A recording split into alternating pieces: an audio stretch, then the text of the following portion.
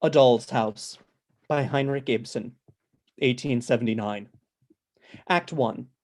Scene. A room furnished comfortably and tastefully, but not extravagantly. At the back, a door to the right leads to the entrance hall. Another to the left leads to Helmer's study. Between the doors stands a piano. In the middle of the left-hand wall is a door, and beyond it, a sofa. Near the window are a round table, armchairs, and a small sofa. In the right-hand wall, at the farther end, another door, and on the same side, near the footlights, a stove, two easy chairs, and a rocking chair. Between the stove and the door, a small table. Engravings on the walls, a cabinet with china and other small objects, a small bookcase with well-bound books. The floors are carpeted, and a fire burns in the stove. It is winter. A bell rings in the hall. Shortly afterwards, the door is heard to open. Enter Nora, humming a tune and in high spirits. She is in outdoor dress and carries a number of parcels. These she lays on the table to the right. She also brings in a Christmas tree in a basket, which she gives to the maid. Hide the Christmas tree carefully, Helen. Be sure the children do not see it until this evening when it is dressed.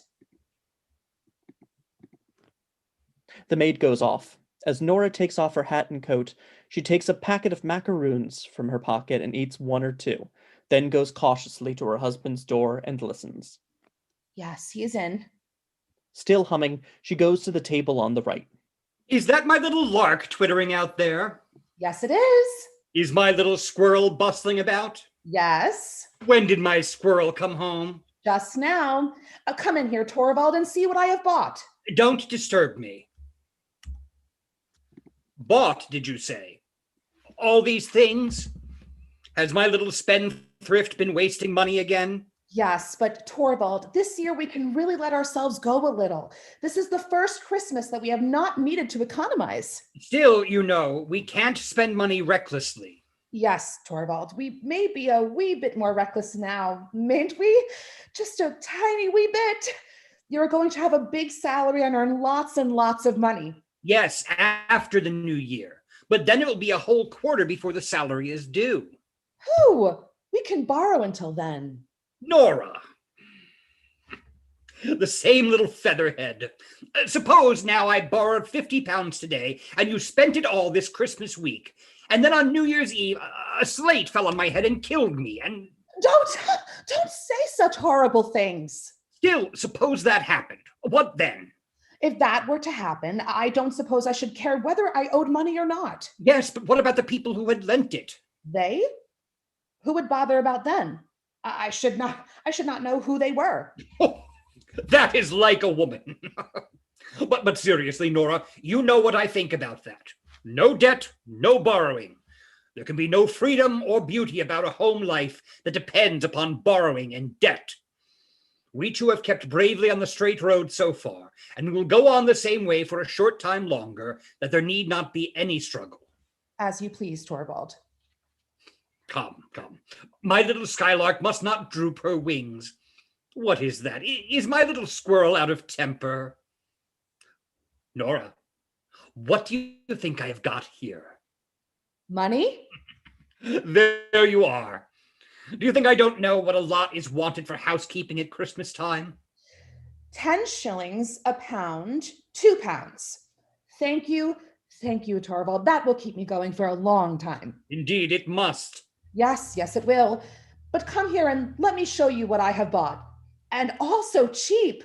Look, here is a new suit for Ivar and a sword and a horse and a trumpet for Bob and a doll and Dolly's bedstead for Emmy. And they are very plain. But anyway, she will soon break them into pieces. And here are dress lengths and handkerchiefs for the maids. Old Anne ought to really have something better. And what is this parcel? No, you mustn't see that until this evening. Very well. But now tell me, you extravagant little person, what would you like for yourself? For myself? Oh, I am sure I don't want anything. Yes, but you must.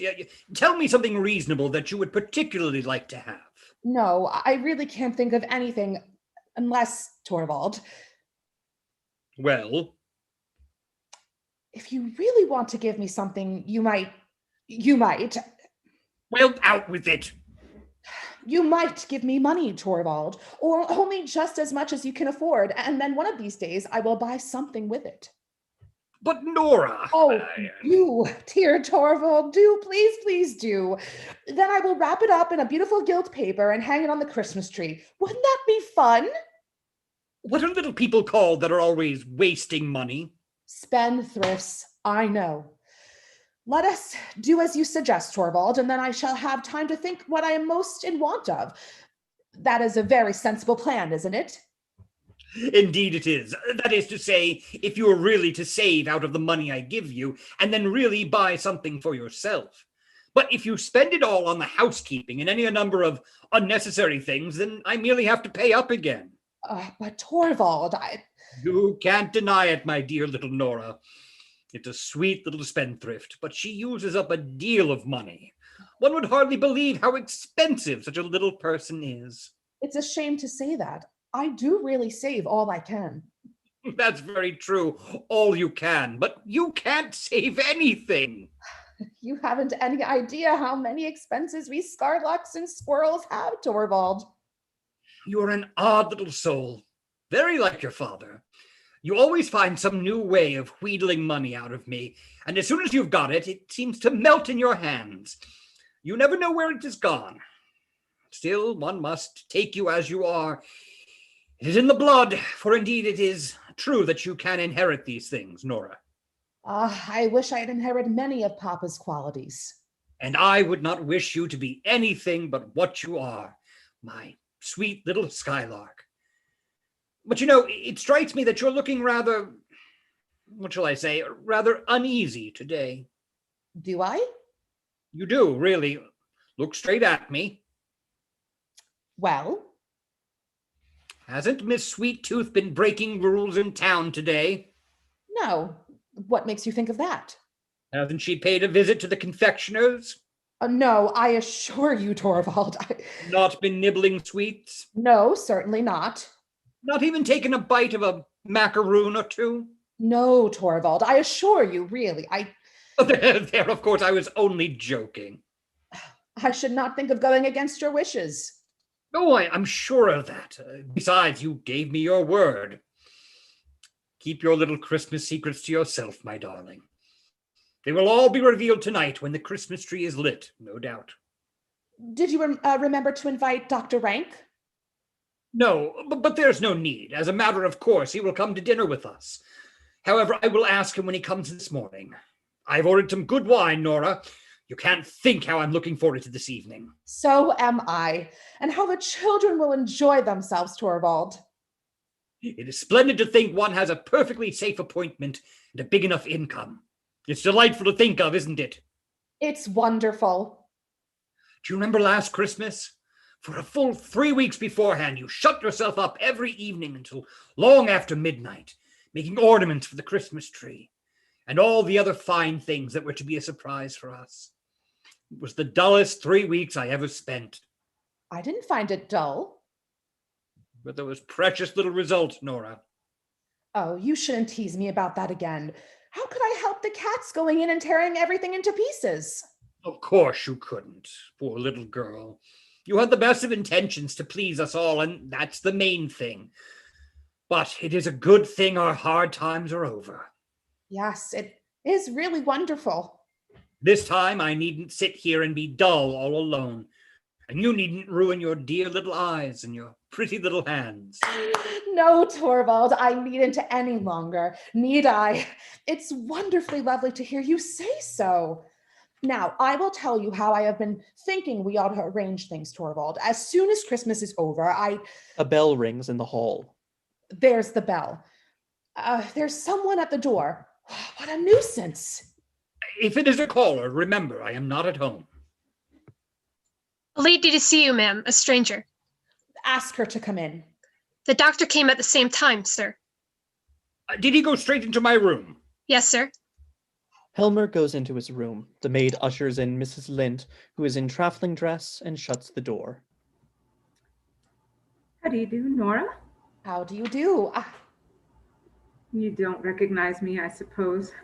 No, I don't know. Yes, to be sure. I seem to... Yes, Christine, is it really you? Yes, it is I. Christine, to think of my not recognizing you. And yet, how could I? How you have altered, Christine. Yes, I have indeed. 9, 10 long years. Is it so long since we met? I suppose it is.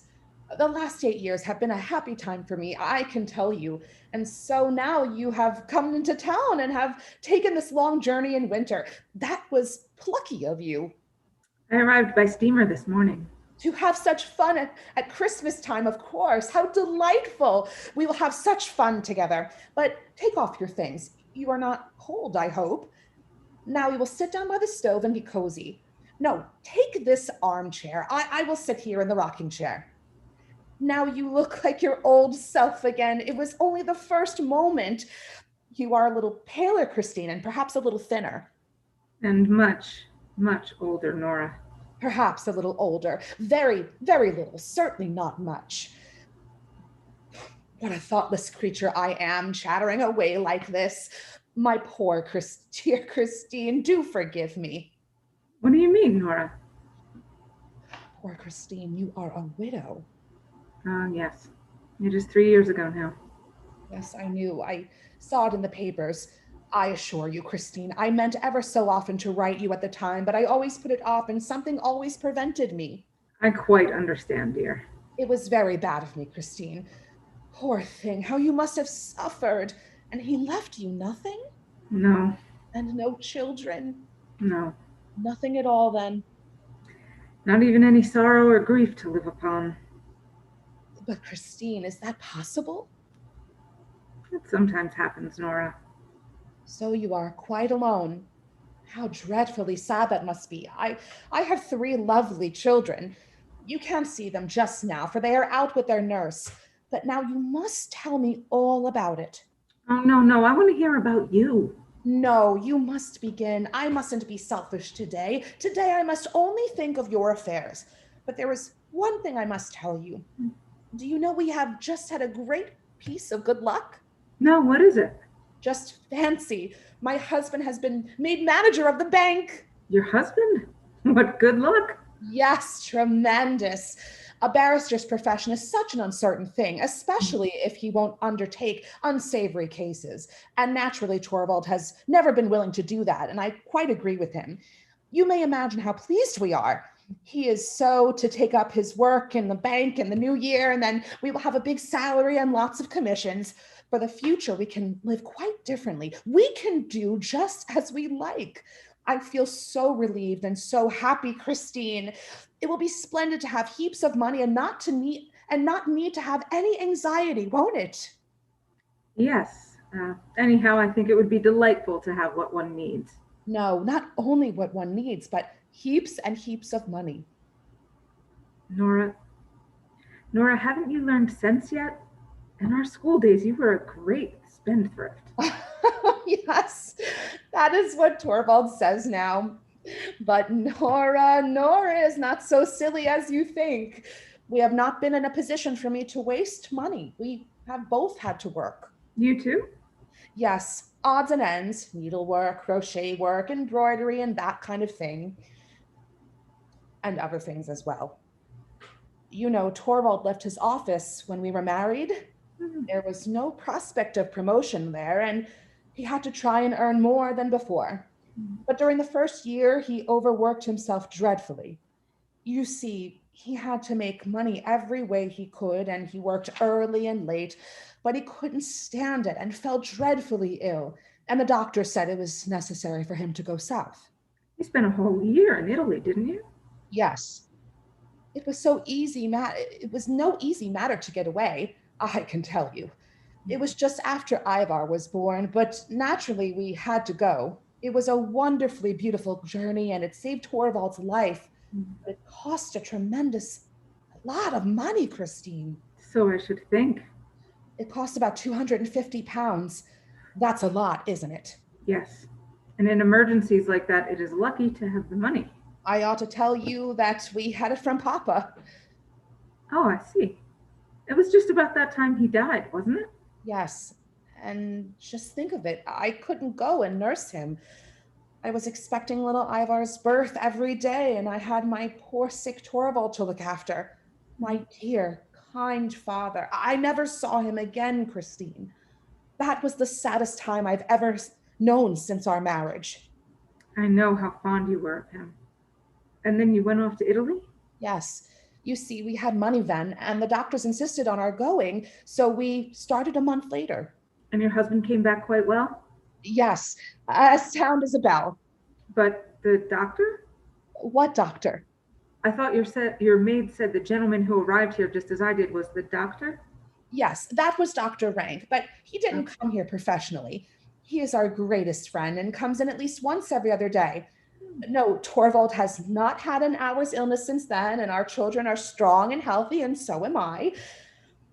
Christine, it's good to be alive and happy, but how hard of me. I am talking of nothing but my own affairs. You mustn't be angry with me. Tell me, is it really true that you did not love your husband? Why did you marry him?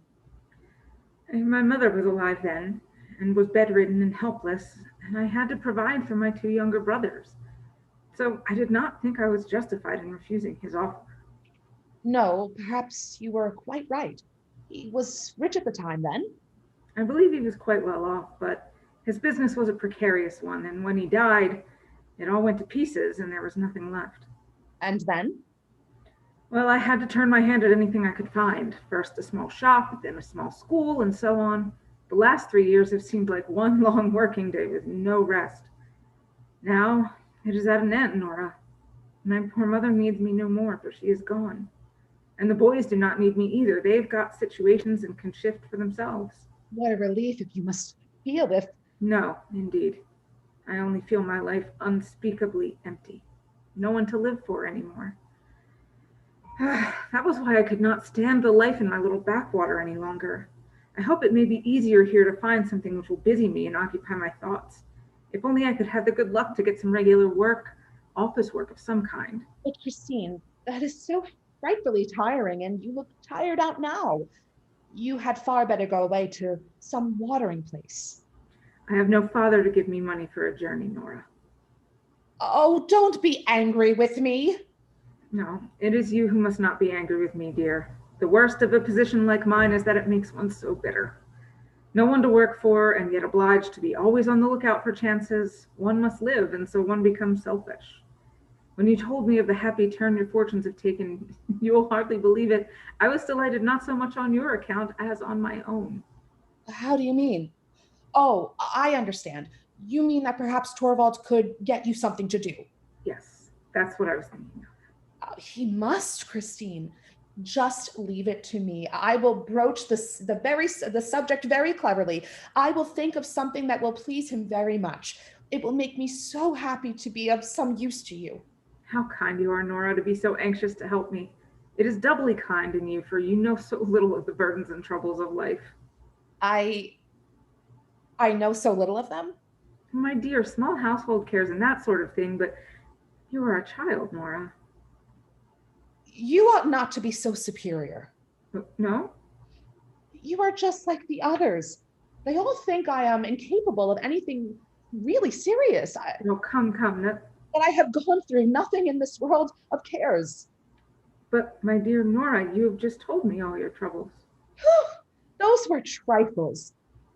I have told you the important thing. The important thing? What do you mean? You look down upon me altogether, Christine, but you ought not to. You are proud, aren't you, of having worked so hard and so long for your mother? Indeed, I don't look down on anyone.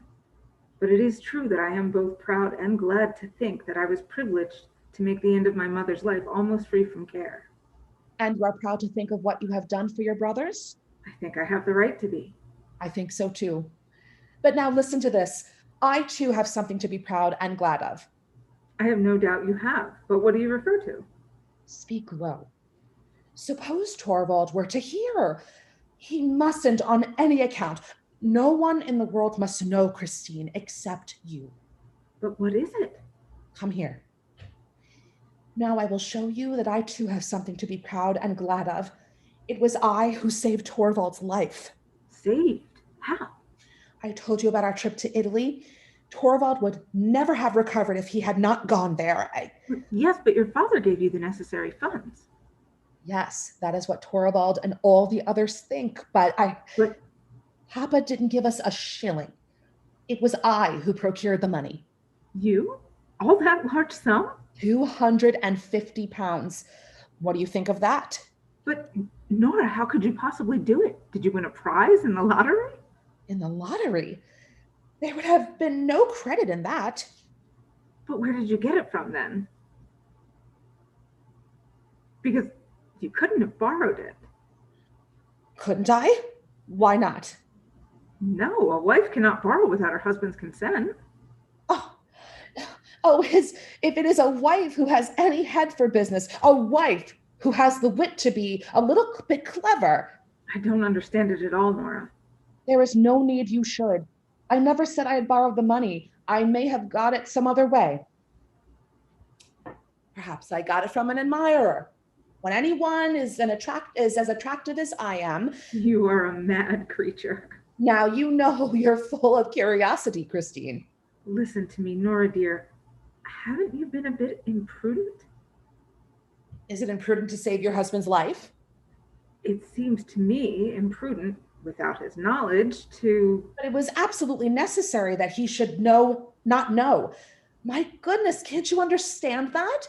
It was necessary he should have no idea what a dangerous condition he was in. It was to me that the doctors came and said that his life was in danger and that the only thing to save him was to live in the South. Do you suppose I didn't try?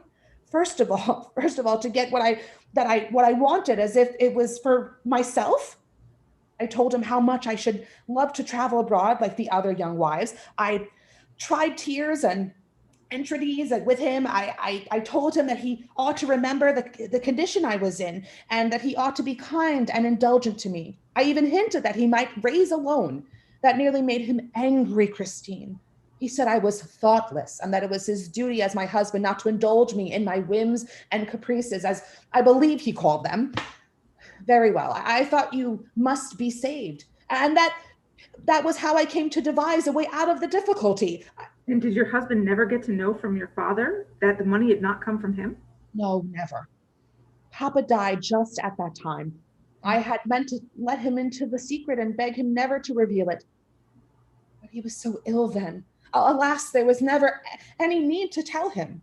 And since then, have you never told your secret to your husband? Good heavens, no. How could you think so? A man who has such strong opinions about these things. And besides, how painful and humiliating it would be for Torvald and his manly independence to know that he owed me anything. It would upset our mutual relations altogether. Our beautiful, happy home would no longer be what it is now. Do you mean never to tell him about it? Yes. Someday, perhaps, after many years, when I am no longer as nice looking as I am now. Don't laugh at me. I mean, of course, when Torvald is no longer as devoted to me as he is now, when my dancing and my dressing up and reciting have held on him, and then it may be a good thing to have something in reserve. What nonsense. That time will never come. Now, what do you think of my great secret, Christine? Do you still think I am of no use? I can tell you, too, that this affair has caused me a lot of worry. It has been by no means easy for me to meet my engagements punctually. I may tell you that there is something that is called in business quarterly interest and another thing called payment in installments. And it is always so dreadfully difficult to manage them. I've had to save a little here and there where I could, you understand. I have not been able to put aside much from my housekeeping money, for Torvald must have a good table. I couldn't let my children be shabbily dressed. I have felt obliged to use up all he gave me for them, the sweet little darlings. So it has all had to come out of your own necessities of life, Lenora? Of course. Besides, I was the one responsible for it. Whenever Torvald has given me money for new dresses and such things, I have never spent more than half of it. I have always bought the simplest and cheapest things. Thank heaven any clothes look well on me, so Torvald has never noticed it. But it was often very hard on me, Christine, because it is delightful to be really well dressed, isn't it? Quite so. Well, then I have found other ways of earning money. Last winter, I was lucky enough to get a lot of copying to do, so I locked myself up and sat writing every evening until quite late at night. Many a time I was desperately tired, but all the same, it was a tremendous pleasure to sit there working and earning money. It was like being a man. How much have you been able to pay off in that way? I can't tell you exactly. You see, it is very difficult to keep an account of a business matter of that kind. I only know that I have paid every penny that I could scrape together. Many a time I was at my wit's end. Then I used to sit there and imagine that a rich old gentleman had fallen in love with me. What? Who was it? Be quiet! That he had died, and that when his will was opened, it contained written in big letters the instruction, "The lovely Mrs. Nora Helmer is to have all I possess paid over to her at once in cash." But my dear Nora, who could the man be? Good gracious, can't you understand? There was no old gentleman at all. It was only something that I had used to sit here and imagine when I couldn't think of any way of procuring money. But it's all the same now. The tiresome old person can stay where he is. As far as I am concerned, I don't care about him or his will either, for I am free of care now. My goodness, it's delightful to think of, Christine, free from care. To be able to be free from care, quite free from care, to be able to play and romp with the children, to be able to keep the house beautifully and to have everything just as Torvald likes it. And think of it. Soon the spring will come and the big blue sky. Perhaps we shall be able to take a little trip. Perhaps I shall see the sea again. Oh, it's a wonderful thing to be alive and be happy. A bell is heard in the hall. There's the bell. Perhaps I had better go. No, don't go. No one will come in here. It is sure to be for Torvald. Excuse me, ma'am. There's a gentleman to see the master, and as the doctor is with him. Who is it? It is I, Mrs. Helmer. You? What is it? What do you want to see my husband about? Bank business, in a way. I have a small post in the bank, and I hear your husband is to be our new chief now. Then it is. Nothing but dry business matters, Mrs. Helmer. Absolutely nothing else. Be so good as to go into the study then.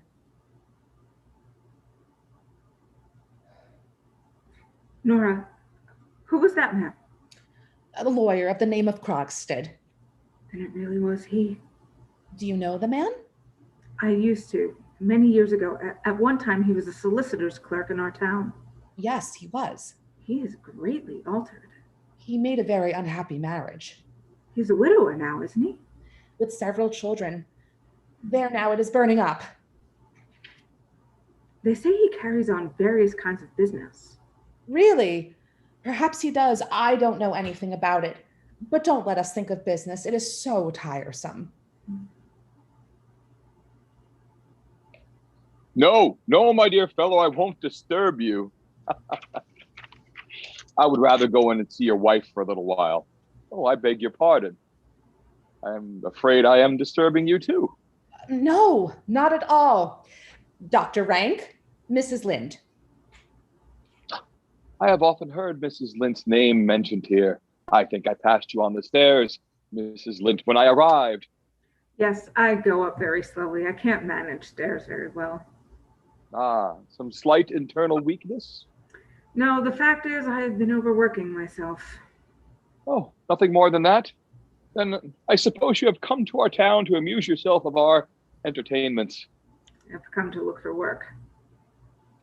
Is that a good cure for overwork? One must live, Dr. Rank. Yes, that is the general opinion, seems to be that it is necessary. Look here, Dr. Rank. You know you want to live. Oh, certainly. However wretched I may feel, I want to prolong the agony as long as possible.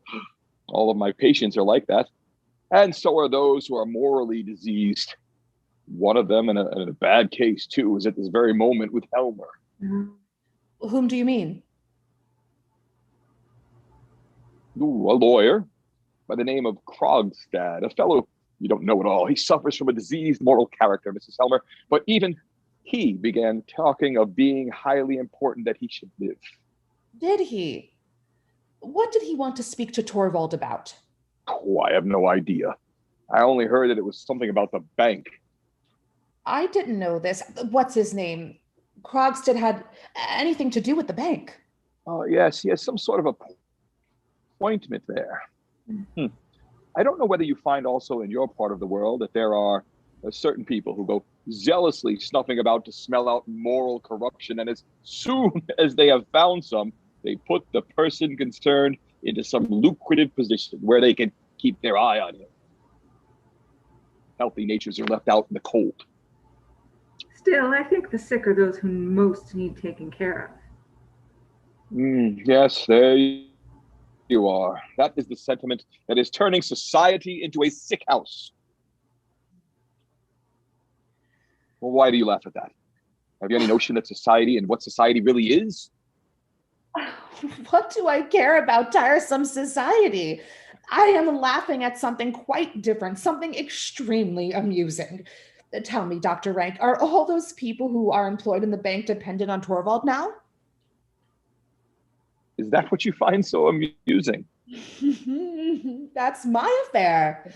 It's perfectly glorious to think that we have, but that Torvald has so much power over so many people. Dr. Rank, what do you say to a macaroon? What macaroons? I thought they were forbidden here. Yes, but these are some Christine gave me. What? I didn't. Oh, well, don't be alarmed. You couldn't know that Torvald had forbidden them. I must tell you that he is afraid that they will spoil my teeth. But once in a while, in a way, that's so, isn't it, Dr. Rank? By your leave. You must have one too, Christine. And I shall have one, just a little one, or at most two. I am tremendously happy. There is just one thing in the world now that I should dearly love to do. Well, what is that? It's something I should dearly love to say if Torvald could hear me. Well, why can't you say it? No, I daren't. It's so shocking. Shocking?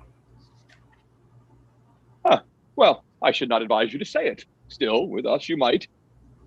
What is it you would like so much to say if Torvald could hear you? I should just love to say, well, I'm damned. Are you mad? Nora, dear. Say it. Here he is. Hush, hush. Well, Torvald, dear, have you gotten rid of him? Yes, he has just gone. Let me introduce you. This is Christine, who has come to town. Christine, excuse me, but I don't know. Mrs. Lind, dear, Christine Lind. Of course, a school friend of my wife's, I presume. Yes, we have known each other since then. And just think, she has taken a long journey in order to see you. What do you mean? Oh, no, really, She is tremendously clever at bookkeeping, and she is frightfully anxious to work under some clever man so as to perfect himself. Very sensible, Mrs. Lind. And when she heard you had been appointed manager of the bank, the news was telegraphed. You know, she traveled here as quickly as she could. Torvald, I am sure you will be able to do something for Christine for my sake, won't you? Well, it's not altogether impossible. I presume you're a widow, Miss Lind? Yes.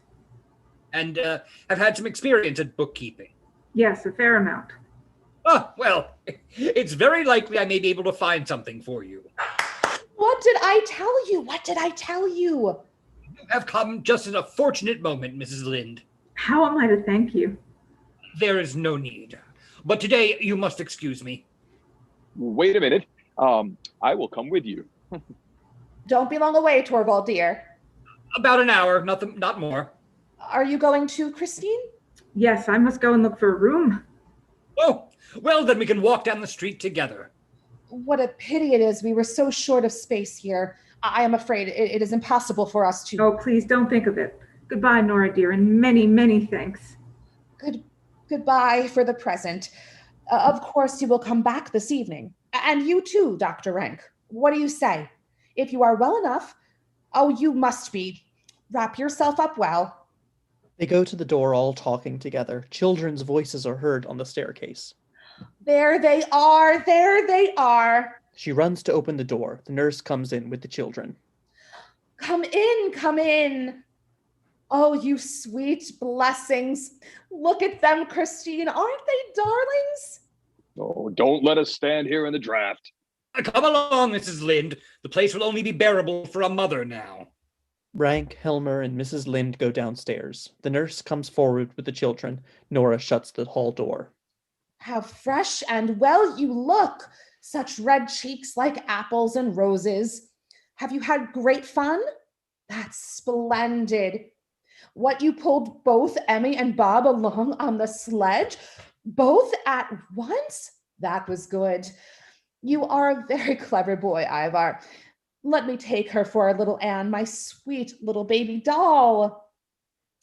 Yes, yes, mother will dance with Bob too. What? Have you been snowballing? I wish I had been there too. No, I will take your things off. Anne, please let me do it. It is such fun. Go in now. You look half frozen. There's some hot coffee for you on the stove. The nurse goes into the room on the left. Nora takes off the children's things and throws them about while they all talk to her at once. Really? Did a big dog run after you? But it didn't bite you. No, dogs don't bite nice little dolly children. You mustn't look at the parcels, Ivar. What are they? I dare say you would like to know. No, it's something nasty.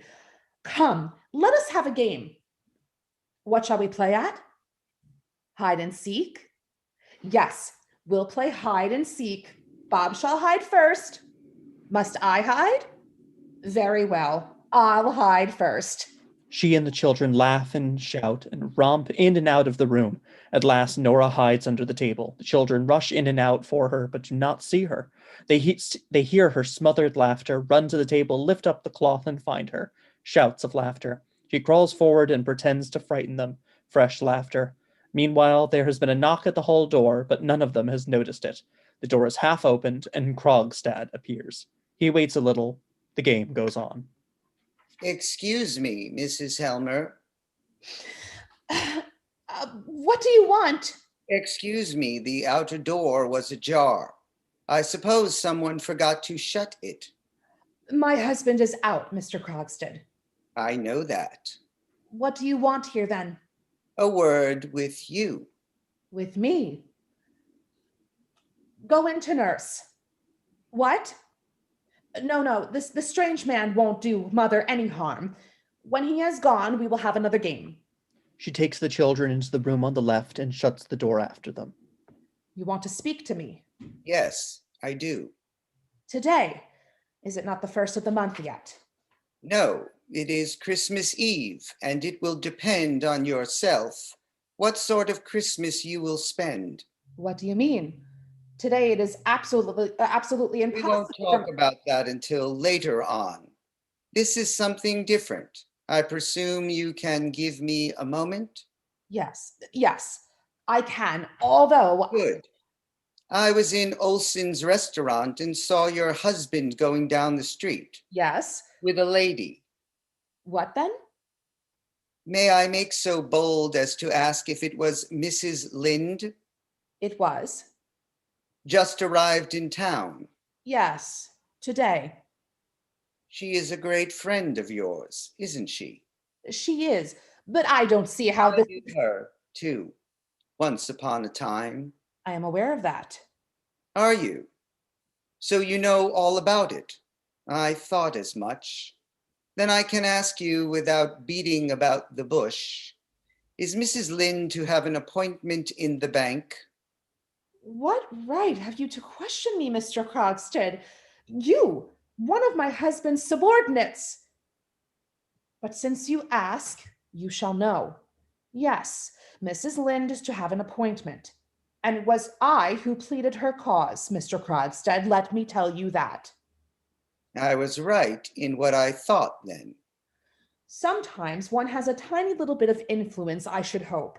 Because one is a woman, it does not necessarily follow that. When anyone is in a subordinate position, Mr. Krogstad, they should really be careful to avoid offending anyone who Who has influence? exactly. Mrs. Helmer, you will be so good as to use your influence on my behalf.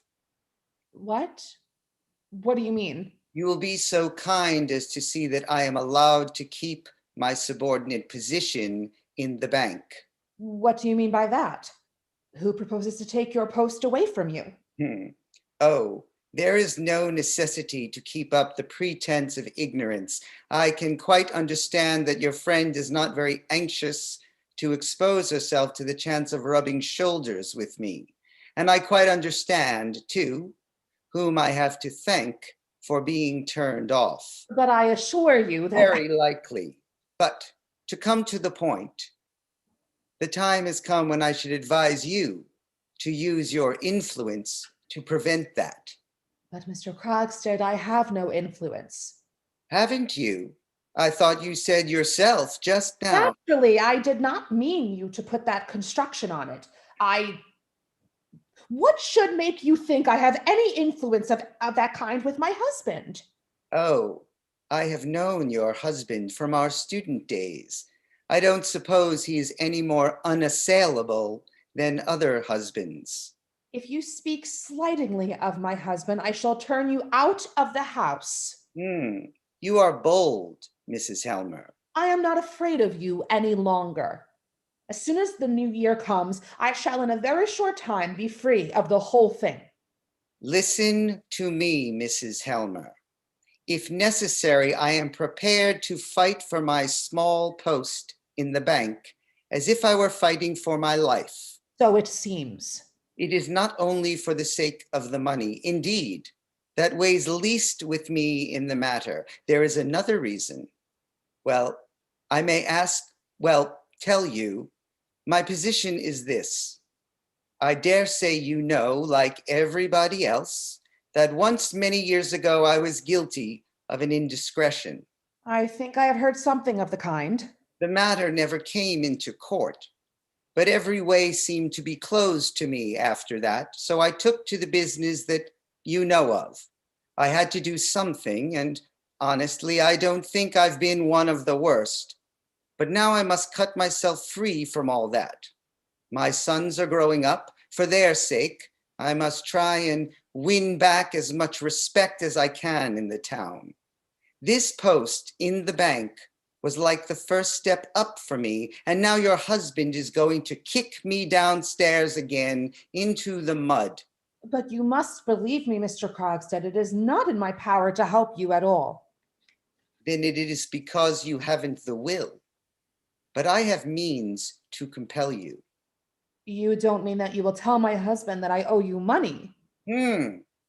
Suppose I were to tell him. It would be perfectly infamous of you. To think of his learning my secret, which has been my joy and pride, in such an ugly, clumsy way, that he should learn it from you, and it would put me in a horribly disagreeable position. Only disagreeable? Well, do it then. And it will be the worse for you. My husband will see for himself what a blackguard you are, and you certainly won't keep your post then. I asked you if it was only a disagreeable scene at home that you were afraid of. If my husband does get to know of it, of course, he will at once pay you what is still owing, and we shall have nothing more to do with you. Listen to me, Mrs. Helmer. Either you have a very bad memory, or you know very little of business. I shall be obliged to remind you of a few details. What do you mean? When your husband was ill, you came to me to borrow £250. I didn't know anyone else to go to. I promised to get you that amount. Yes, and you did so. I promised to get you that amount on certain conditions.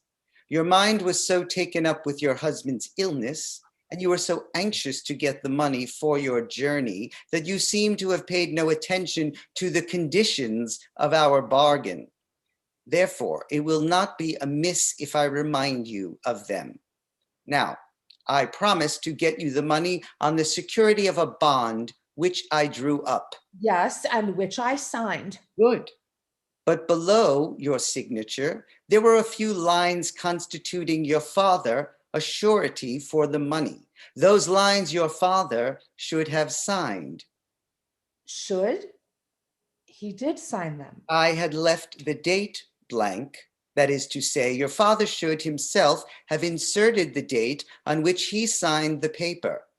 Do you remember that? Yes, I think I remember. Then I gave you the bond to send by post to your father. Is that not so? Yes. And you naturally did so at once because 5 or 6 days afterwards, you brought me the bond with your father's signature, and then I gave you the money. Well, haven't I been paying it off regularly? Fairly so, yes. But to come back to the matter in hand, that must have been a very trying time for you, Mrs. Helmer. It was indeed. Your father was very ill, wasn't he? He was very near his end. And died soon afterwards. Yes. Tell me, Mrs. Helmer, can you by any chance remember what day your father died? On what day of the month, I mean? Papa died on the 29th of September. That is correct. I have ascertained it for myself. And as that is so, there is a discrepancy which I cannot account for. What discrepancy? I don't know of any. The discrepancy consists, Mrs. Helmer, in the fact that your father signed this bond 3 days after his death. What do you mean? I don't understand. Your father died on the 29th of September. But look here. Your father has dated his signature the 2nd of October. It is a discrepancy, isn't it? Can you explain it to me? It is a remarkable thing, too, that the words 2nd of October, as well as the year, are not written in your father's handwriting, but in one that I think I know. Well, of course it can be explained. Your father may have forgotten to date his signature, and someone else may have dated it haphazard before they knew of his death. There is no harm in that. It all depends on the signature of the name, and that is genuine, I suppose, Mrs. Helmer. It was your father himself who signed his name here? No, it was not. It was I that wrote Papa's name. Are you aware that is a dangerous confession? In what way? You shall have your money soon. Let me ask you a question. Why did you not send the paper to your father? It was impossible. Papa was so ill. If I had asked him for his signature, I should have had to tell him what the money was to be used for. And when he was so ill himself, I couldn't tell him that my husband's life was in danger. It was impossible. It would have been better for you if you had given up your trip abroad. No, that was impossible. That trip was to save my husband's life. I couldn't give that up. But did it never occur to you that you were committing a fraud on me? I couldn't take that into account. I didn't trouble myself about you at all. I couldn't bear you because you put so many heartless difficulties in my way, although you knew what a dangerous condition my husband was in. Mrs. Helmer, you evidently do not realize clearly what it is that you have been guilty of. But I can assure you that my one false step which lost me all my reputation, was nothing more or nothing worse than what you have done. You? Do you ask me to believe that you are brave enough to run a risk to save your wife's life? The law cares nothing about motives. Then it must be a very foolish law. Foolish or not, it is the law by which you will be judged if I produce this paper in court. I don't believe it. Is a daughter not to be allowed to spare her dying father anxiety and care? Is a wife not to be allowed to save her husband's life? I don't know much about the law, but I am certain that there must be laws permitting such things as that. Have you no knowledge of such laws? You who are a lawyer, you must be a very poor lawyer, Mr. Krogstad.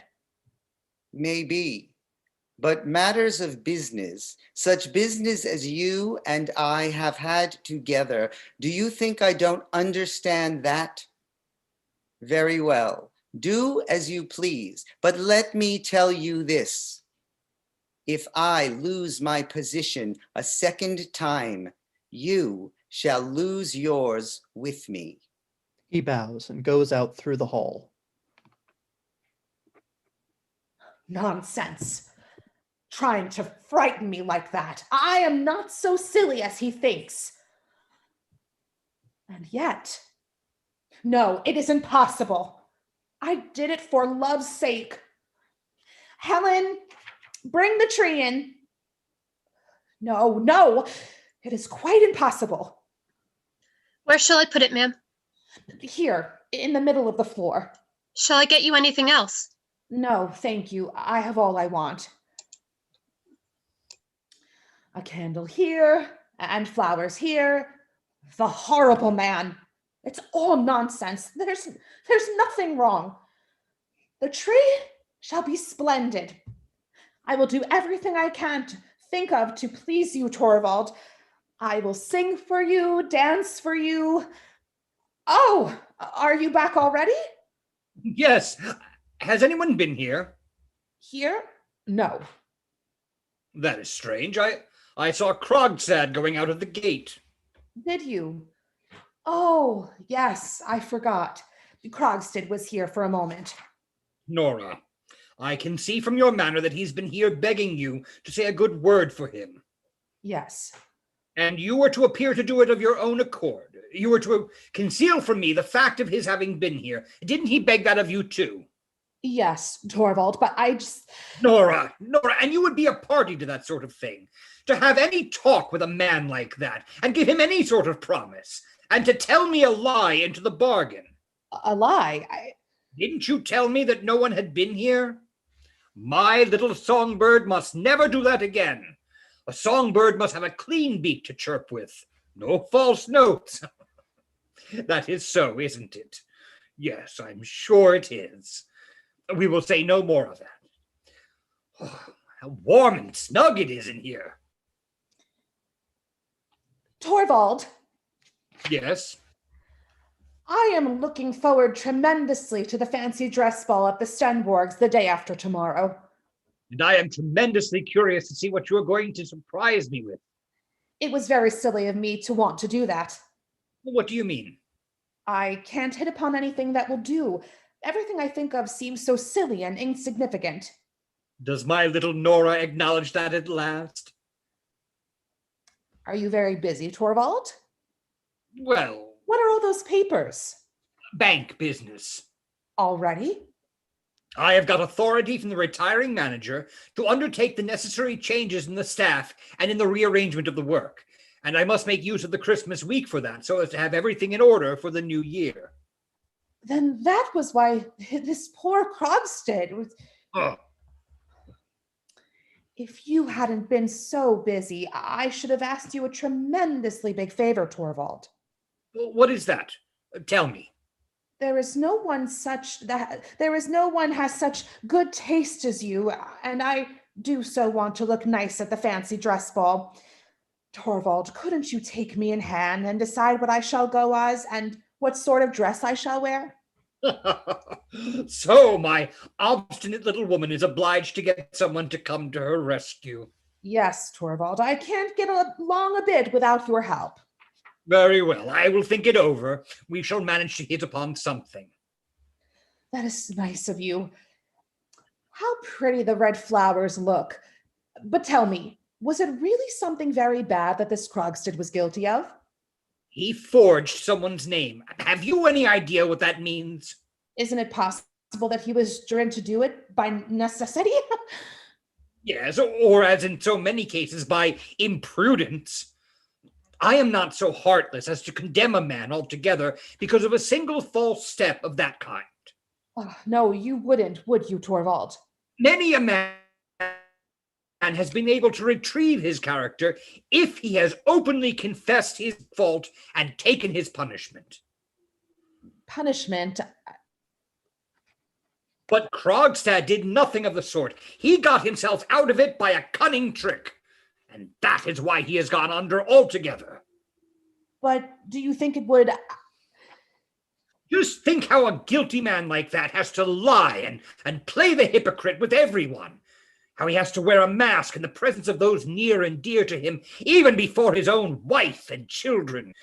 And about the children, that is the most terrible part of it all, Nora. How? Because such an atmosphere of lies infects and poisons the whole life of a home. Each breath the children take in such a house is full of the germs of evil. Are you sure of that? My dear, I have often seen it in the course of my life as a lawyer. Almost everyone who has gone to the bad early in life has had a deceitful mother. Why do you only say mother? It seems most commonly to be the mother's influence, though naturally a bad father's would have the same result. Every lawyer is familiar with the fact. This Krogstad now has been persistently poisoning his own children with lies and dissimulation. That is why I say he has lost all moral character. That is why my sweet little Nora must promise me not to plead his cause. Give me your hand on it. Come, what is this? Give me your hand. There. Now that's settled. I assure you it'd be quite impossible for me to work with him. I literally feel physically ill when I'm in the company of such people. How hot it is in here, and I have such a lot to do. Yes, and I must try and read through some of these before dinner. And I must think about your costume, too. And it's just possible I may have something ready in gold paper to hang up on the tree. My precious little singing bird. No. It isn't true. It's impossible. It must be impossible. The little ones are begging so hard to be allowed to come into Mama. No. Don't let them come into me. You stay with them, Anne. Very well, ma'am. Deprave my little children, poison my home. It is not true. It can't possibly be true. End of Act 1. Act 2. The same scene. The Christmas tree is in the corner by the piano, stripped of its ornaments and with burned down candle ends on its disheveled branches. Nora's cloak and hat are lying on the sofa. She's alone in the room, walking about uneasily. She stops by the sofa and takes up her cloak. Someone is coming now? No, it is no one. Of course, no one will come today. Christmas Day, nor tomorrow either. But perhaps... No, nothing in the letterbox. It is quite empty. What rubbish! Of course he can't be in earnest about it. Such a thing couldn't happen. It isn't possible. I have 3 little children. Enter the nurse from the room on the left, carrying a big cardboard box. At last I found the box with the big fancy dress. Thanks. Put it on the table. But it is in very much want of mending. I should like to tear it into 100,000 pieces. What an idea. It can easily be put into order. Just a little patience. Yes, I will go and get Mrs. Lind to come and help me with it. What? Out again in this horrible weather? You'll catch cold, ma'am, and make yourself ill. Well, worse than what might happen. How are the children? The poor little souls are playing with their Christmas presents, but Do they ask much for me? you see, they are so accustomed to having their mamma with them. Yes, but nurse, I shall not be able to be so much with them now as I was before. Oh, well, young children easily get accustomed to anything. Do you think so? Do you think they would forget their mother if she went away altogether? Good heavens, went away altogether. Nurse, I want you to tell me something I have often wondered about. How could you have the heart to put your own child out among strangers? I was obliged to if I wanted to be little Nora's nurse. Yes, but how could you be so willing to do it? What, when I was going to get such a good place by it? A poor girl who has got into trouble should be glad to. Besides, that wicked man didn't do a single thing for me. But I suppose your daughter has quite forgotten you. No, indeed she hasn't. She wrote to me when she was confirmed and when she was married. Dear old Anne, you were a good mother to me when I was little. Little Nora, poor dear, had no other mother but me. And if my little ones had no other mother, I am sure you would. What nonsense I am talking. Go into them. Now I must. You will see tomorrow how charming I shall look. I'm sure there will be no one at the ball so charming as you, ma'am. If only I had dared to go out. If only no one would come. If only I could be sure nothing would happen here in the meantime. Stuff and nonsense. No one will come. Only I mustn't think about it. I will brush my muff. What lovely, lovely gloves. Out of my thoughts, out of my thoughts. 1, 2, 3, 4, 5, 6. Ah! There is someone coming. Enter Mrs. Lind from the hall, where she has taken off her cloak and hat. Oh, it's you, Christine. There is no one else out there, is there? How good of you to come. I heard you were up asking for me. Yes, I was passing by. As a matter of fact, it is something you could help me with. Let us sit down here on the sofa. Look here. Tomorrow evening, there is to be a fancy dress ball at the Stenborgs, who live above us, and Torvald wants me to go as a Napoleon Fisher girl and dance the tarantella that I learned at Capri. I see. You are going to keep up the character. Yes, Torvald wants me to. Look, here's the dress. Torvald had it made for me, but now it is all torn and I haven't any idea. Oh, we'll easily put that right. It's only some of the trimming come unsewn here and there. Needle and thread? Now then, that's all we want. It is nice of you. So you are going to be dressed up tomorrow, Nora. I'll tell you what, I shall come in for a moment and see you in your fine feathers. But I have completely forgotten to thank you for a delightful evening yesterday. Well, I don't think yesterday was as pleasant as usual. You ought to have come to town a little earlier, Christine. Certainly Torvald does understand how to make a house dainty and attractive. And so do you, it seems to me. You are not your father's daughter for nothing. But tell me, is Dr. Rank always as depressed as he was yesterday? No, yesterday was very noticeable. I must tell you that he suffers from a very dangerous disease. He has consumption of the spine, poor creature. His father was a horrible man who committed all sorts of excesses, and that is why his son was sickly from childhood. Do you understand? But my dearest Nora, how do you know anything about such things? Who? When you have 3 children, you get visits now and then from married women who know something of medical matters, and they talk about one thing or another. Does Dr. Rank come here every day? Every day, regularly. He is Torvald's most intimate friend and a great friend of mine, too. He's just like one of the family. But tell me this, is he perfectly sincere? I mean, isn't he the kind of man that is very anxious to make himself agreeable? Not the least. What makes you think of that? When you introduced him to me yesterday, he declared he had often heard my name mentioned in this house. But afterwards, I noticed that your husband hadn't the slightest idea who I was. So how could Dr. Rank? That is quite right, Christine.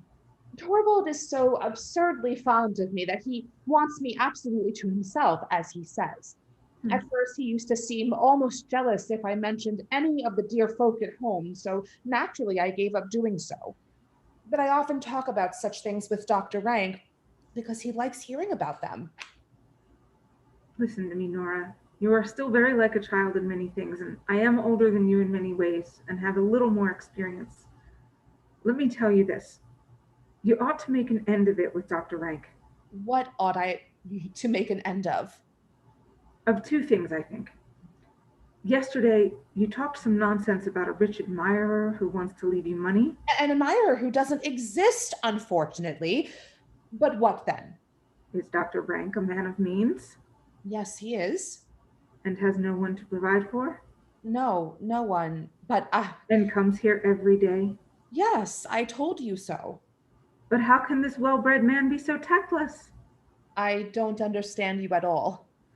Don't prevaricate, Nora. Do you suppose I don't guess who lent you the 250 pounds? Are you out of your senses? How can you think of such a thing? A friend of ours who comes here every day. Do you realize what a horribly painful position that would be? Then it really isn't he? No, certainly not. It would never have entered into my head for a moment. Besides, he had no money to lend then. He came into his money afterwards. Well, I think that was lucky for you, my dear Nora. No, it would never have come into my head to ask Dr. Rank. Although I am quite sure that if I had asked him, But of course you won't. Of course not. I have no reason to think of it possibly be necessary. But I am quite sure that if I told Dr. Rank, behind your husband's back, I must make an end of it with the other one, and that will be behind his back too. I must make an end of it with him. Yes, that is what I told you yesterday, but... A man can put a thing like that straight much easier than a woman. One's husband, yes. Nonsense. When you pay off a debt, you get your bond back, don't you? Yes, as a matter of course. And can tear it into 100,000 pieces and burn it up, the nasty, dirty paper. Nora, you are concealing something from me. Do I look as if I were? Something has happened since yesterday morning. Nora, what is it? Christine. Hush. There's Torvald come home. Do you mind going into the children for the present? Torvald can't bear to see dressmaking going on.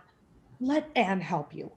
Certainly, but I'm not going away from here until we have had it out with one another. I have wanted you so much, Torvald, dear. Was that the dressmaker? No, it was Christine. She is helping me to put my dress in order. You will see I shall look quite smart. Wasn't that a happy thought of mine now? Splendid. But don't you think it is nice of me, too, to do as you wish? Nice. Because you do as your husband wishes? Well, you little rogue, I'm sure you did not mean it in that way.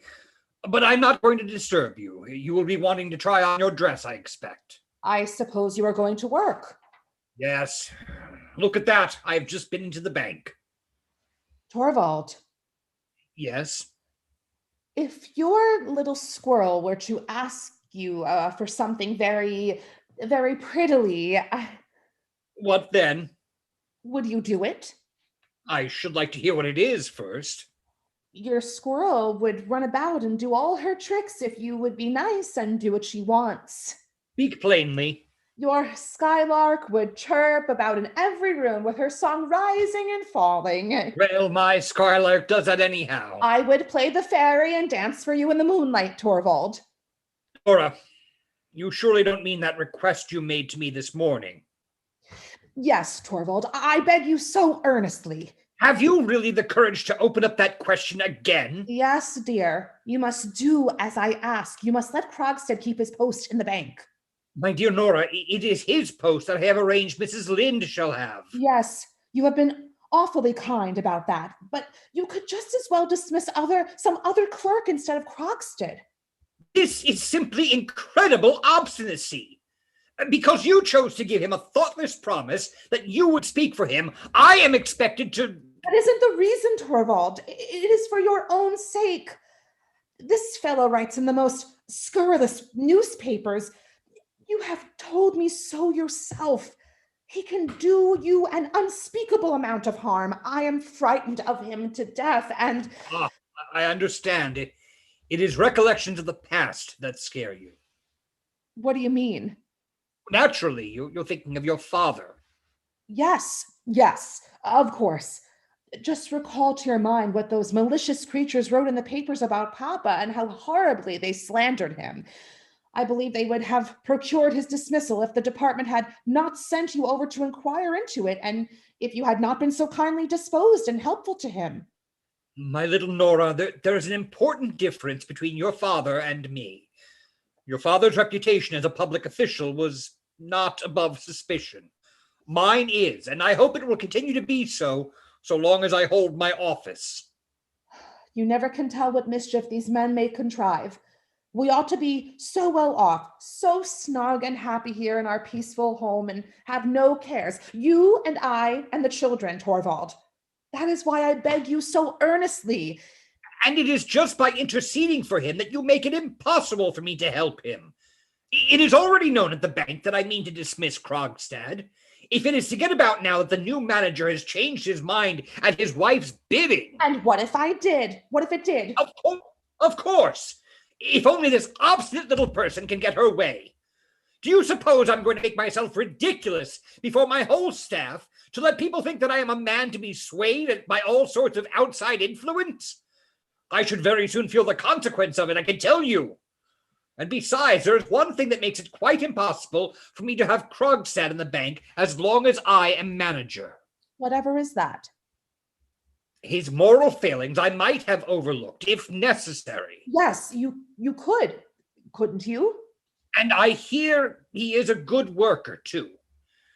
But I knew him when we were boys.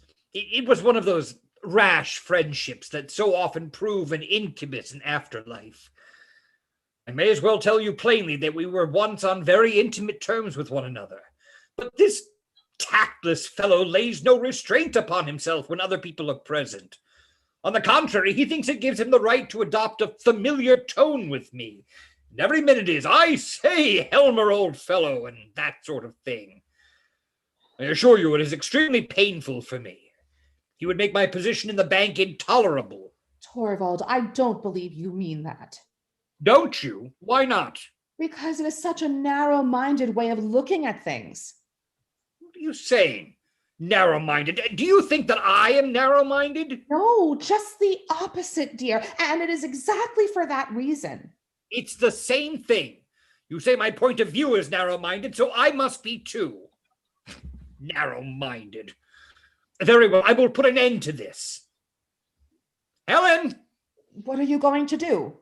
Settle it. Look here. Take this letter and go downstairs with it at once. Find a messenger and tell him to deliver it, and be quick. The address is on it, and here's the money. Very well, sir. Now then, little Miss Obstinate. Torvald, what was that letter? Krogstad's dismissal. Call her back, Torvald. There is still time. Oh, Torvald, call her back. Do it for my sake, for your own sake, for the children's sake. Do you hear me, Torvald? Call her back. You don't know what that letter can bring upon us. It's too late. Yes, it's too late. My dear Nora, I can forgive the anxiety you're in, although really it is an insult to me. It is, indeed. Isn't it an insult to think that I should be afraid of a starving quill driver's vengeance? But I forgive you nonetheless, because It is such eloquent witness to your great love for me. And that is as it should be, my own darling Nora. Come what will, you may be sure I shall have both courage and strength if they be needed. You will see I am a man enough to take everything upon myself. What do you mean by that? Everything, I say. You will never have to do that. That's right. Well, we will share it, Nora, as man and wife should. That is how it shall be. Are you content now? There. Not those frightened dove's eyes. The whole thing is only the wildest fancy. Now you must go and play through the tarantella and practice with your tambourine. I shall go into the inner office and shut the door, and I shall hear nothing. You can make as much noise as you please. And when Rank comes, tell him where he...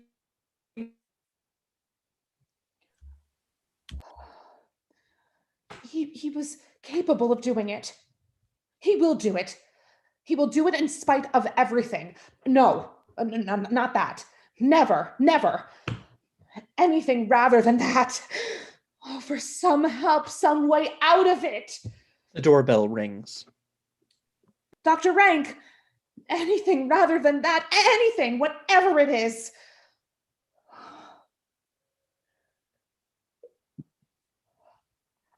Good day, Dr. Rank. I knew your ring, but you mustn't go into Torvald now. I think he is busy with something. And you? Oh, you know very well I always have time for you. Oh, thank you. I shall make use of as much of it as I can. What do you mean by that? As much of it as you can? Well, does that alarm you? It was such a strange way of putting it. Is anything likely to happen? Nothing but what I have been long prepared for.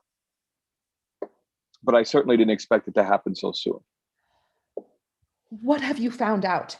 Dr. Rank, you must tell me. It's all up with me. And it can't be helped. Is it about yourself? Oh, who else? It's no use lying to oneself. I'm the most wretched of all my patients, Mrs. Helmer. Lately, I've been taking stock of my internal economy. Bankrupt. Probably within a month, I shall lie there, rotting in the churchyard. What an ugly thing to say. Oh, the thing is cursedly ugly, and the worst of it is that I shall have to face so much more that is ugly before that. I shall only make one more examination of myself. When I have done that, I shall know pretty certainly when it will be that the horrors of dissolution will begin. There's something I want to tell you. Helmer's refined nature gives him an unquestionable disgust at everything that's ugly. I won't have him in my sick room. Oh, but Dr. Rank. I won't have him there, not on any account. I bar my door to him. As soon as I'm quite certain that the worst has come, I shall send you my card with a black cross on it. And then you will know that the loathsome end has begun. You are quite absurd today. And I wanted you so much to be in a really good humor. With death stalking beside me. To have to pay this penalty for another man's sin. Is there any justice in that? And in every single family, in one way or another, some inexorable retribution is being exacted. Rubbish. Do talk of something cheerful. Oh, it's a mere laughing matter. The whole thing.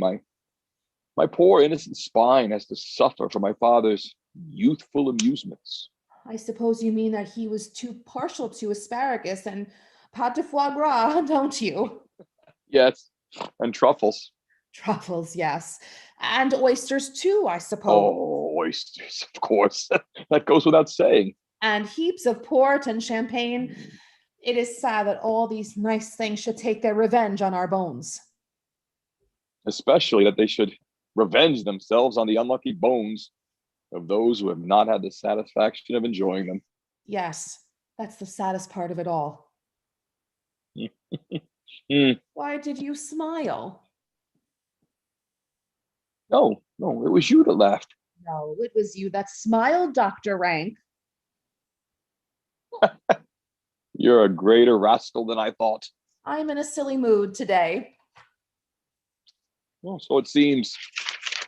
Dear Dr. Rank, death mustn't take you away from Torvald and me. Oh, it's a loss you will easily recover from. Those who are gone are soon forgotten. Do you believe that? People form new ties. Who will And then, form new ties?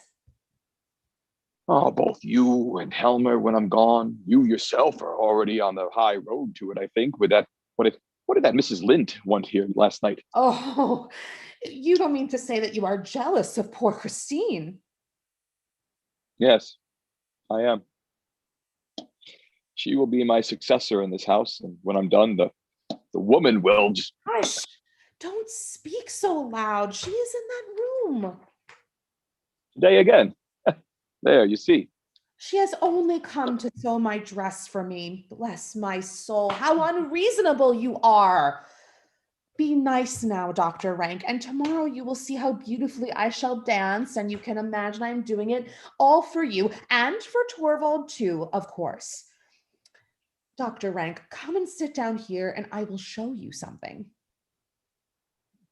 What is it? Just look at those. Silk stockings. Flesh-colored. Aren't they lovely? It is so dark here now, but tomorrow... No. You must only look at the feet. Oh, well, you may have leave to look at the legs too. Why are you looking so critical? Don't you think they will fit me? I have no means of forming an opinion on that. For shame! She hits him lightly on the ear with the stockings. That's to punish you. And what other things am I to be allowed to see? Not a single thing more for being so naughty.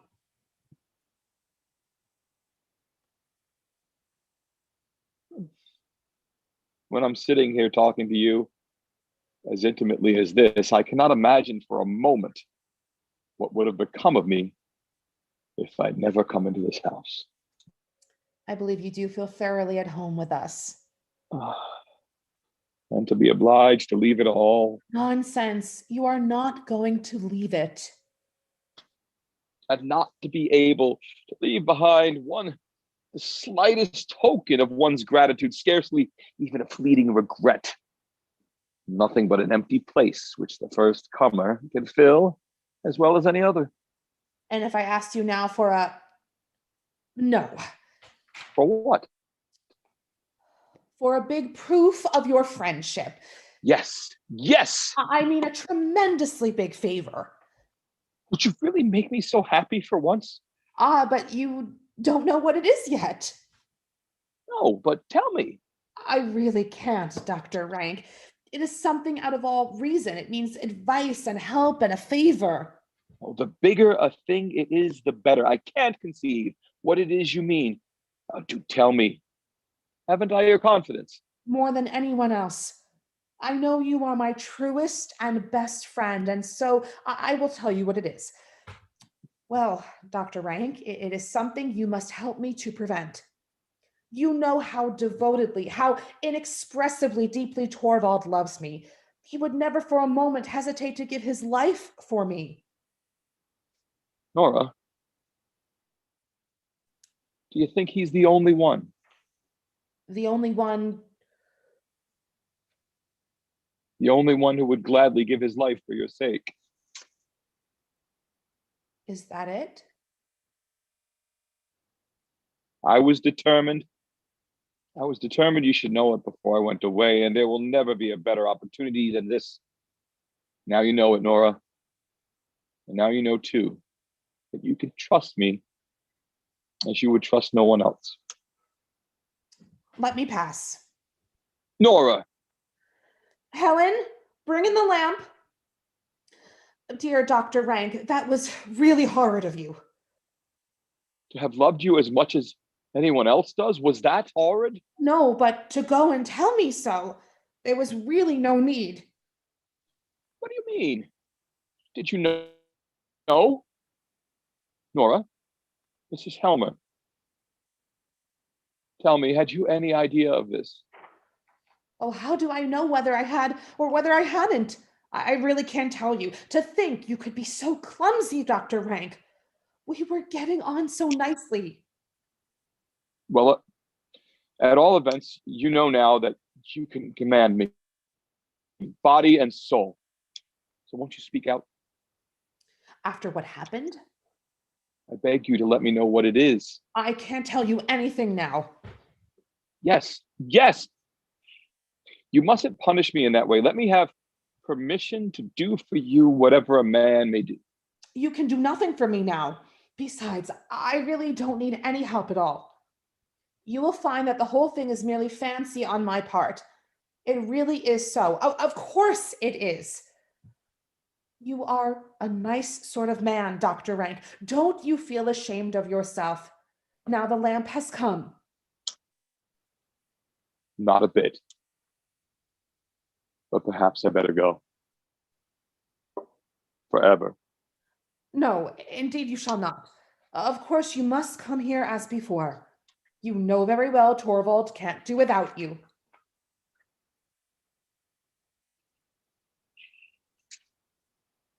Yes, but you? Oh, I am always tremendously pleased when you come.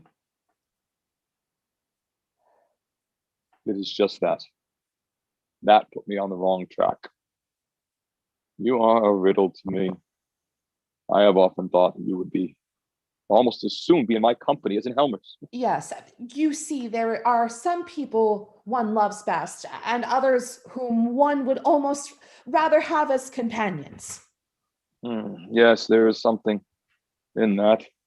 Well, when I was at home, of course, I loved Papa best, but I always thought it tremendous fun if I could steal down into the maid's room because they never moralized at all. And talked to each other about such entertaining things. I see. It is their place I have taken. Oh, dear Dr. Rank, I never meant that at all. But surely you can understand that being with Torvald is a little like being with Papa. If you please, ma'am. Oh, Is there anything wrong? no, not in the least. It is only something. It is my new dress. What? Your dress is lying there. Oh, yes, that one. But this is another. I ordered it. Torvald mustn't know about it. Ooh. Then that was the great secret? Of course. Just go into him. He is sitting in the inner room. Keep him as long as. Make your mind easy. I won't let him escape. And he is standing waiting in the kitchen? Yes, he came up the back stairs. But didn't you tell him no one was in? Yes, but it was no good. He won't go away. No, he says he won't until he has seen you, ma'am. Well, let him come in, but quietly. Helen, you mustn't say anything about it to anyone. It is a surprise for my husband. Yes, ma'am, I quite understand. This dreadful thing is going to happen. It will happen in spite of me. No, it can't happen. It shan't happen. Speak low. My husband is at home. No matter about that. What do you want of me? An explanation of something. Make haste then. What is it? You know, I suppose, that I have got my dismissal. I couldn't prevent it, Mr. Krogstad. I fought as hard as I could on your side, but it was no good. Does your husband love you so little, then? He knows what I can expose you to, and yet he ventures. How can you suppose that he has any knowledge of the sort? I didn't suppose so at all. It would not be the least like our Torvald Helmer to show so much courage. Mr. Krogstad, a little respect for my husband, please. Certainly. all the respect he deserves. But since you have kept the matter so carefully to yourself, I make bold to suppose that you have a little clearer idea than you had yesterday of what it actually is that you have done. More than you could ever teach me.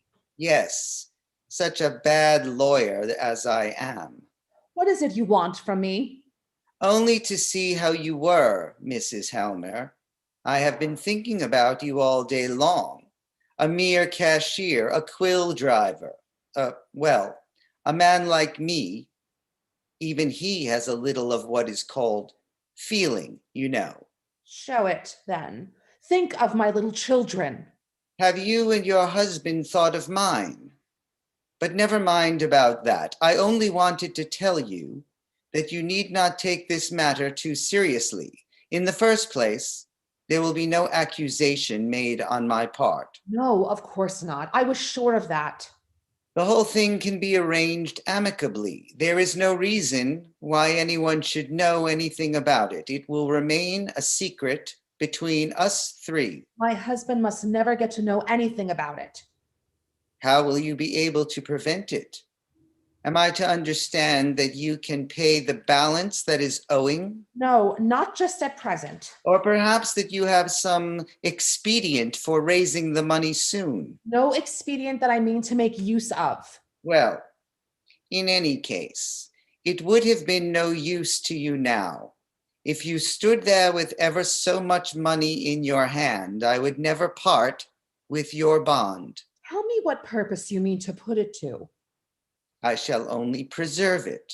Keep it in my possession. No one who is not concerned in the matter shall have the slightest hint of it, so that if the thought of it has driven you to any desperate resolution, It has. if you had it in your mind to run away from home, I had.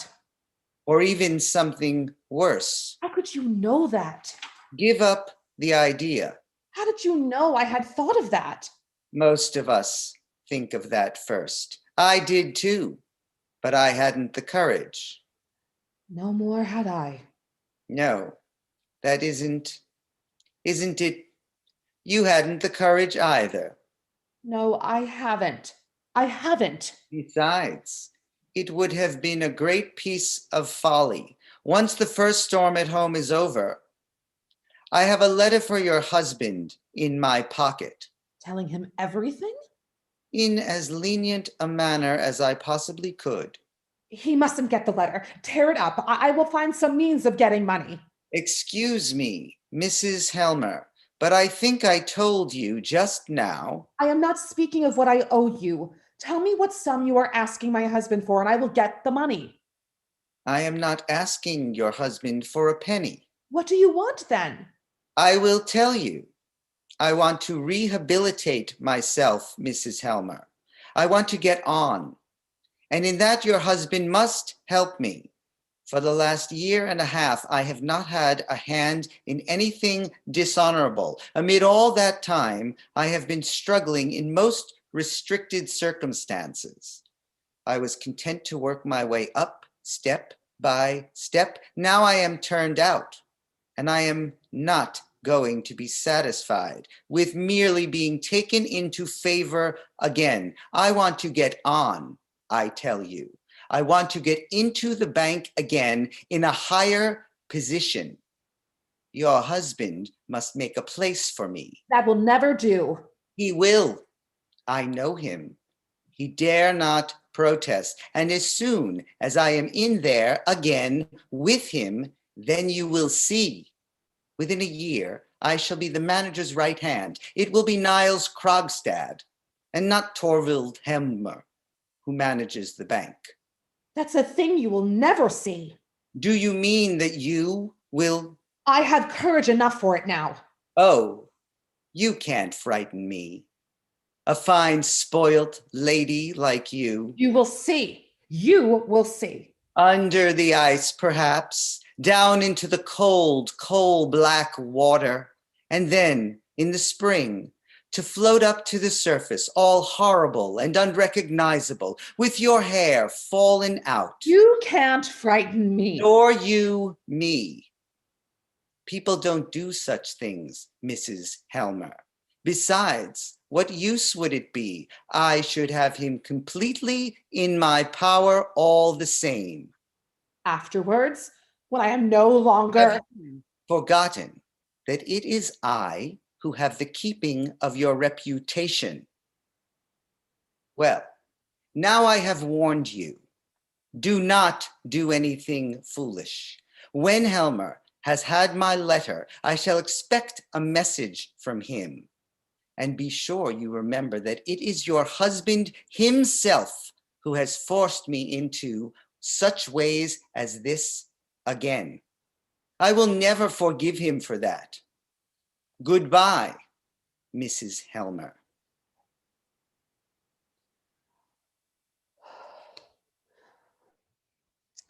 He is going. He is not putting the letter in the box. Oh, no, no, that's impossible. What is that? He is standing outside. He is not going downstairs. Is he hesitating? Can he... A letter drops into the box. Then Krogstad's footsteps are heard until they die away as he goes downstairs. In the letterbox. There it lies. Torvald, there is no hope for us now. There, I can't see anything more to mend now. Would you like to try it on? Christine, come here. What is the matter with you? You look so agitated. Come here. Do you see that letter? There, look, you can see it through the glass in the letterbox. Yes, I see it. That letter is from Krogstad. Nora, it was Krogstad who lent you the money. Yes, and now Torvald will know all about it. Believe me, Nora, that's the best thing for both of you. You don't know all. I forged a name. Good heavens. I only want to say this to you, Christine. You must be my witness. Your witness? What do you mean? What am I to... If I should go out of my mind, and it might easily happen. Nora! Or if anything else should happen to me, anything, for instance, that might prevent my being here. Nora, you are quite out of your mind. And if it should happen, that there were someone who wanted to take all the responsibility, all the blame, you understand? Yes, but how can you suppose... Then you must be my witness.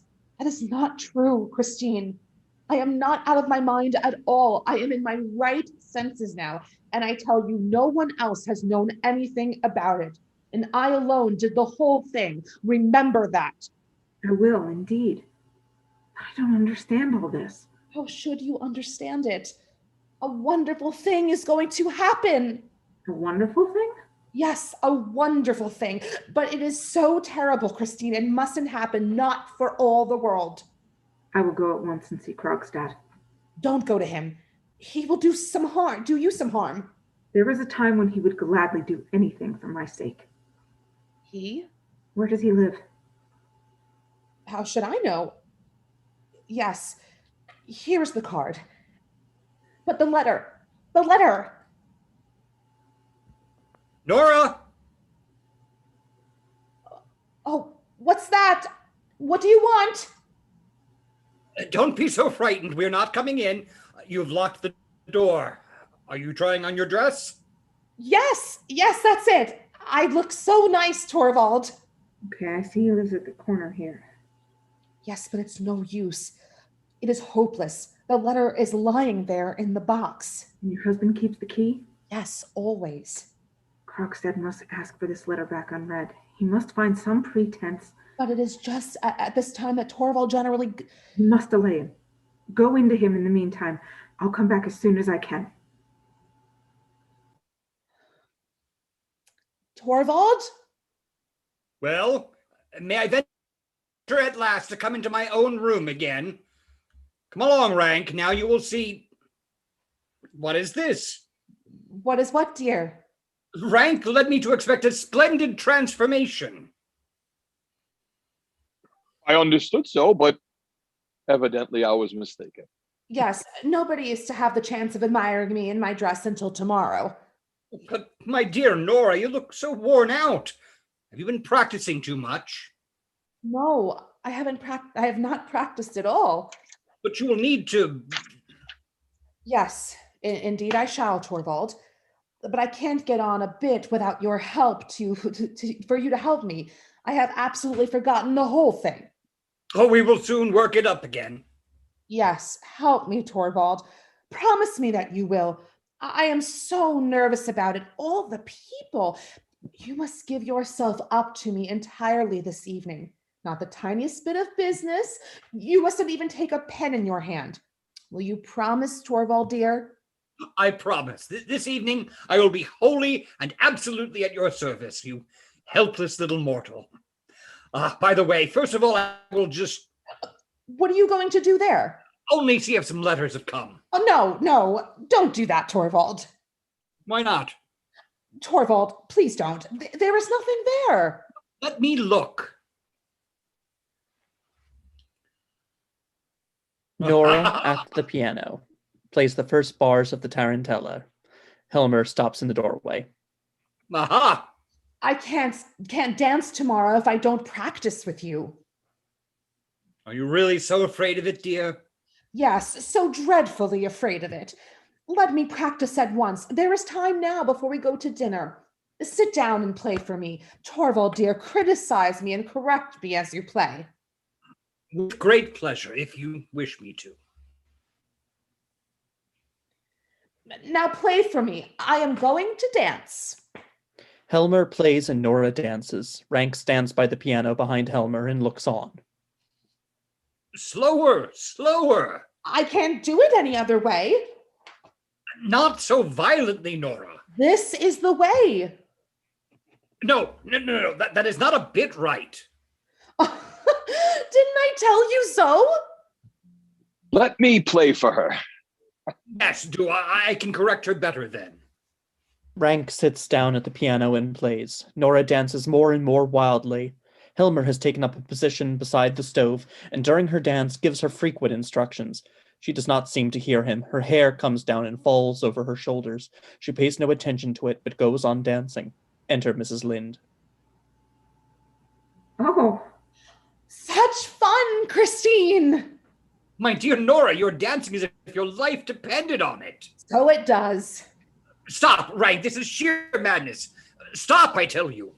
Rank stops playing, and Nora suddenly stands still. Helmer goes up to her. I could never have believed it. You have forgotten everything I taught you. There, you see. You will want a lot of coaching. Yes, you see how much I need it. You must coach me up to the last minute. Promise me that, Torvald. You can depend on me. You must not think of anything but me, either today or tomorrow. You mustn't open a single letter, not even open the letterbox. Ah, you are still afraid of that fellow. Yes, indeed I am. Nora, I can tell from your looks that there is a letter from him lying there. I don't know. I think there is, but you must not read anything of that kind now. Nothing hard must come between us until this is all over.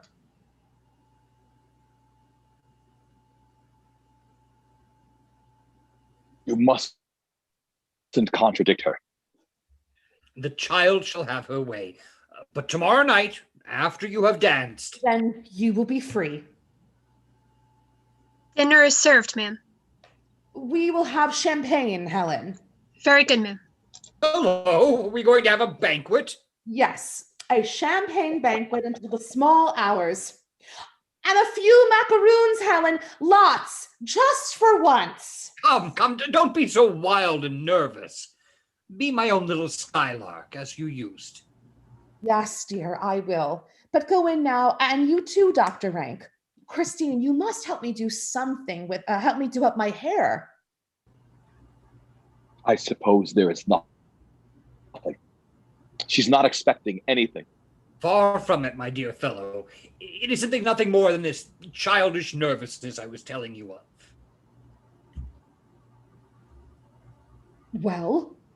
Gone out of town. I could tell from your face. He's coming home tomorrow evening. I wrote a note for him.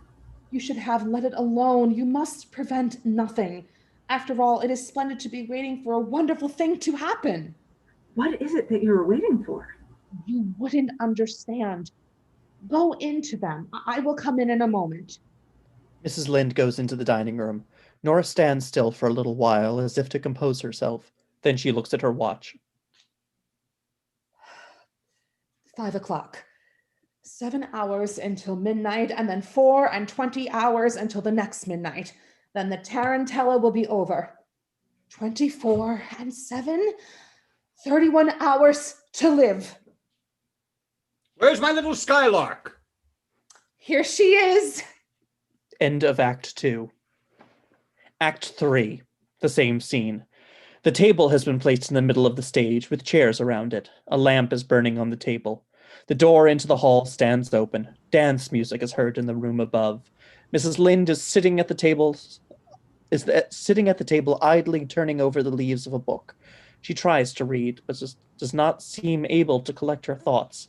Every now and then she listens intently for a sound at the outer door. Not yet. The time is nearly up. If only he does not... Oh, there he is.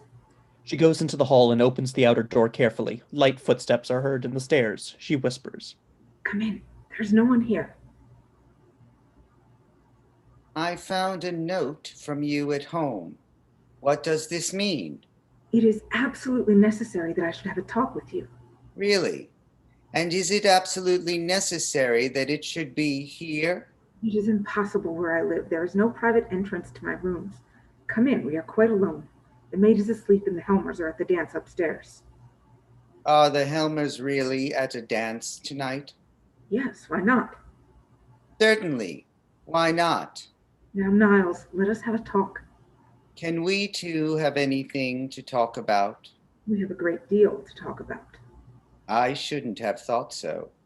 No, you have never properly understood me. Was there anything else to understand except what was absolutely obvious to all the world? A heartless woman jilts a man when a more lucrative chance turns up? Do you believe I am absolutely as heartless as all that? And do you believe that I did it with a light heart? Didn't you? Niles, did you really think that? If it were as easy as you say, why did you write to me as you did at the time? I could do nothing else. As I had to break with you, it was my duty also to put an end to all that you felt for me. So that was it. And all this, only for the sake of money? You must not forget that I had a helpless mother and 2 little brothers. We couldn't wait for you, Niles. Your prospects seemed hopeless then. That may be so, but you had no right to throw me over for anyone else's sake. Indeed, I don't know. Many a time did I ask myself if I had the right to do it.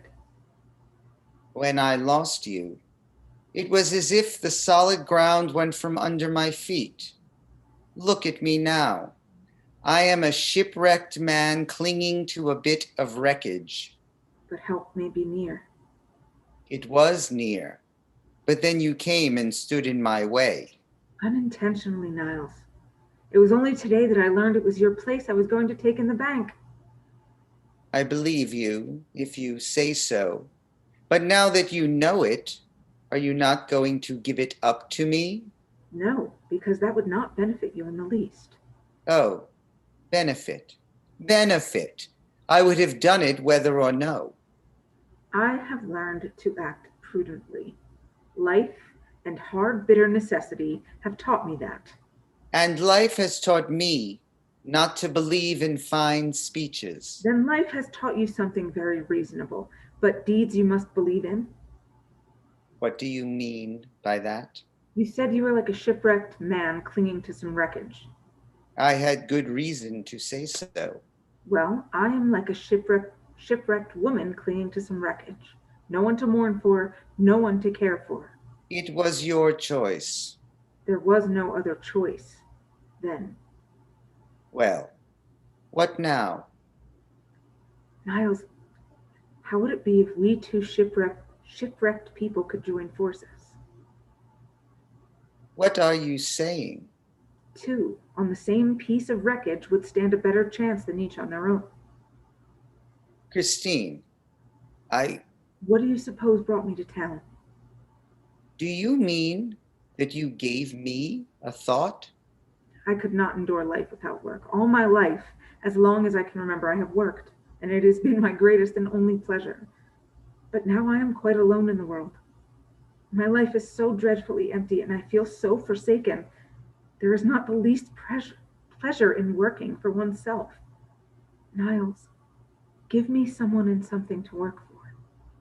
I don't trust that. It is nothing but a woman's overstrained sense of generosity that prompts you to make such an offer of yourself.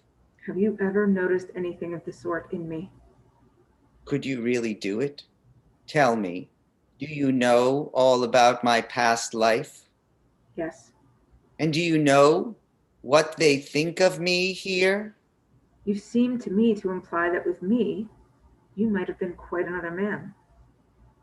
I am certain of it. Is it too late now? Christine, are you saying this deliberately? Yes, I am sure you are. I see it in your face. Have you really the courage, then? I want to be a mother to someone, and your children need a mother.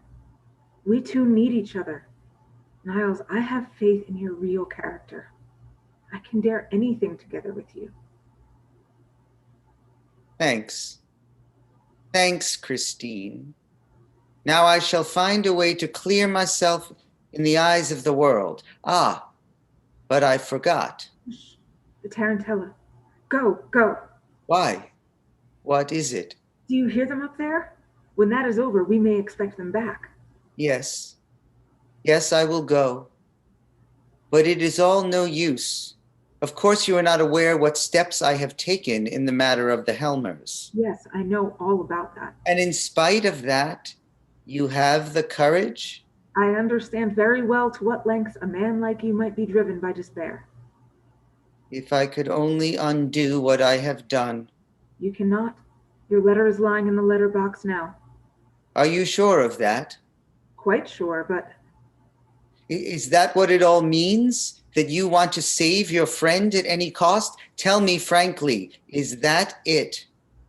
Niles, a woman who has once sold herself for another's sake doesn't do it a second time. I will ask for my letter back. No, no. Yes, of course I will. I will wait here until Helmer comes. I will tell him he must give me my letter back, that it only concerns my dismissal, that he is not to read it. No, Niles, you must not recall your letter. But tell me, wasn't it for that very purpose that you asked me to meet you here? In my first moment of fright it was, but 24 hours have elapsed since then. And in that time, I have witnessed incredible things in this house. Helmer must know all about it. This unhappy secret must be disclosed. They must have a complete understanding between them, which is impossible with all this concealment and falsehood going on. Very well. If you will take the responsibility, but there is one thing I can do in any case, and I shall do it at once. You must be quick and go. The dance is over. We are not safe a moment longer. I will wait for you below. Yes, do. You must see me back to my door. I have never had such an amazing piece of good fortune in my life. What a difference. What a difference. Someone to work and live for, a home to bring comfort into. That I will do, indeed. I wish they would be quick and come.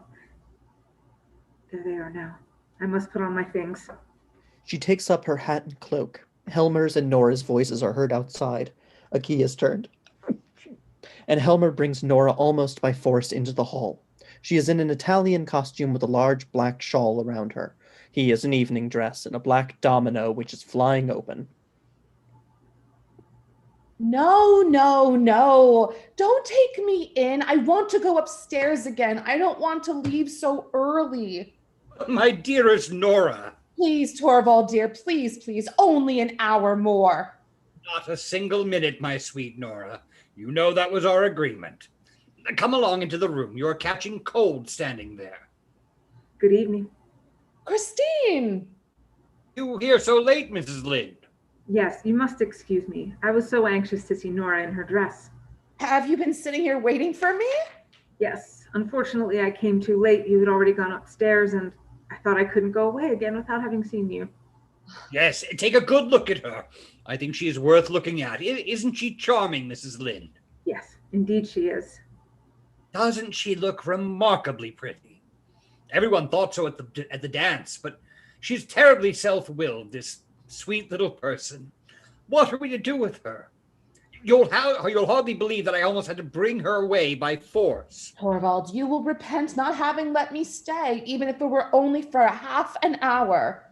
Listen to her, Mrs. Lind. She had danced her tarantella, and it had been a tremendous success, as it deserved. Although possibly the performance was a trifle too realistic, a little more so, I mean, than was strictly compatible within the limitations of art. But never mind about that. The chief thing is she had made a success. She had made a tremendous success. Do you think I was going to let her remain there after that and spoil the effect? No, indeed. I took my charming little Capri maiden, my capricious little Capri maiden, I should say, on my arm and took one quick turn around the room and a curtsy on either side, and as they say in novels, the beautiful apparition disappeared. An exit always ought to be effective, Mrs. Lind, but that is what I cannot make Nora understand. Oh, this room is hot. Oh, hello, it's all dark in here. Oh, of course, excuse me. Well, I've had a talk with him. yes, and? Nora, you must tell your husband all about it. I knew it. You have nothing to be afraid of as far as Krogstad is concerned, but you must tell him. I won't tell him. Then the letter will. Thank you, Christine. Now, I know what I must do. Hush. Well, Mrs. Lind, have you admired her? Yes. And now I will say good night. Already? Is this yours, this knitting? Yes, thank you. I had very nearly forgotten it. So you knit? Of course. You ought to embroider. Really? Why? Yes, it's far more becoming. Let me show you. You hold the embroidery thus in your left hand and use the needle with the right, like this. Long, easy sweep. Do you see? Yes, perhaps.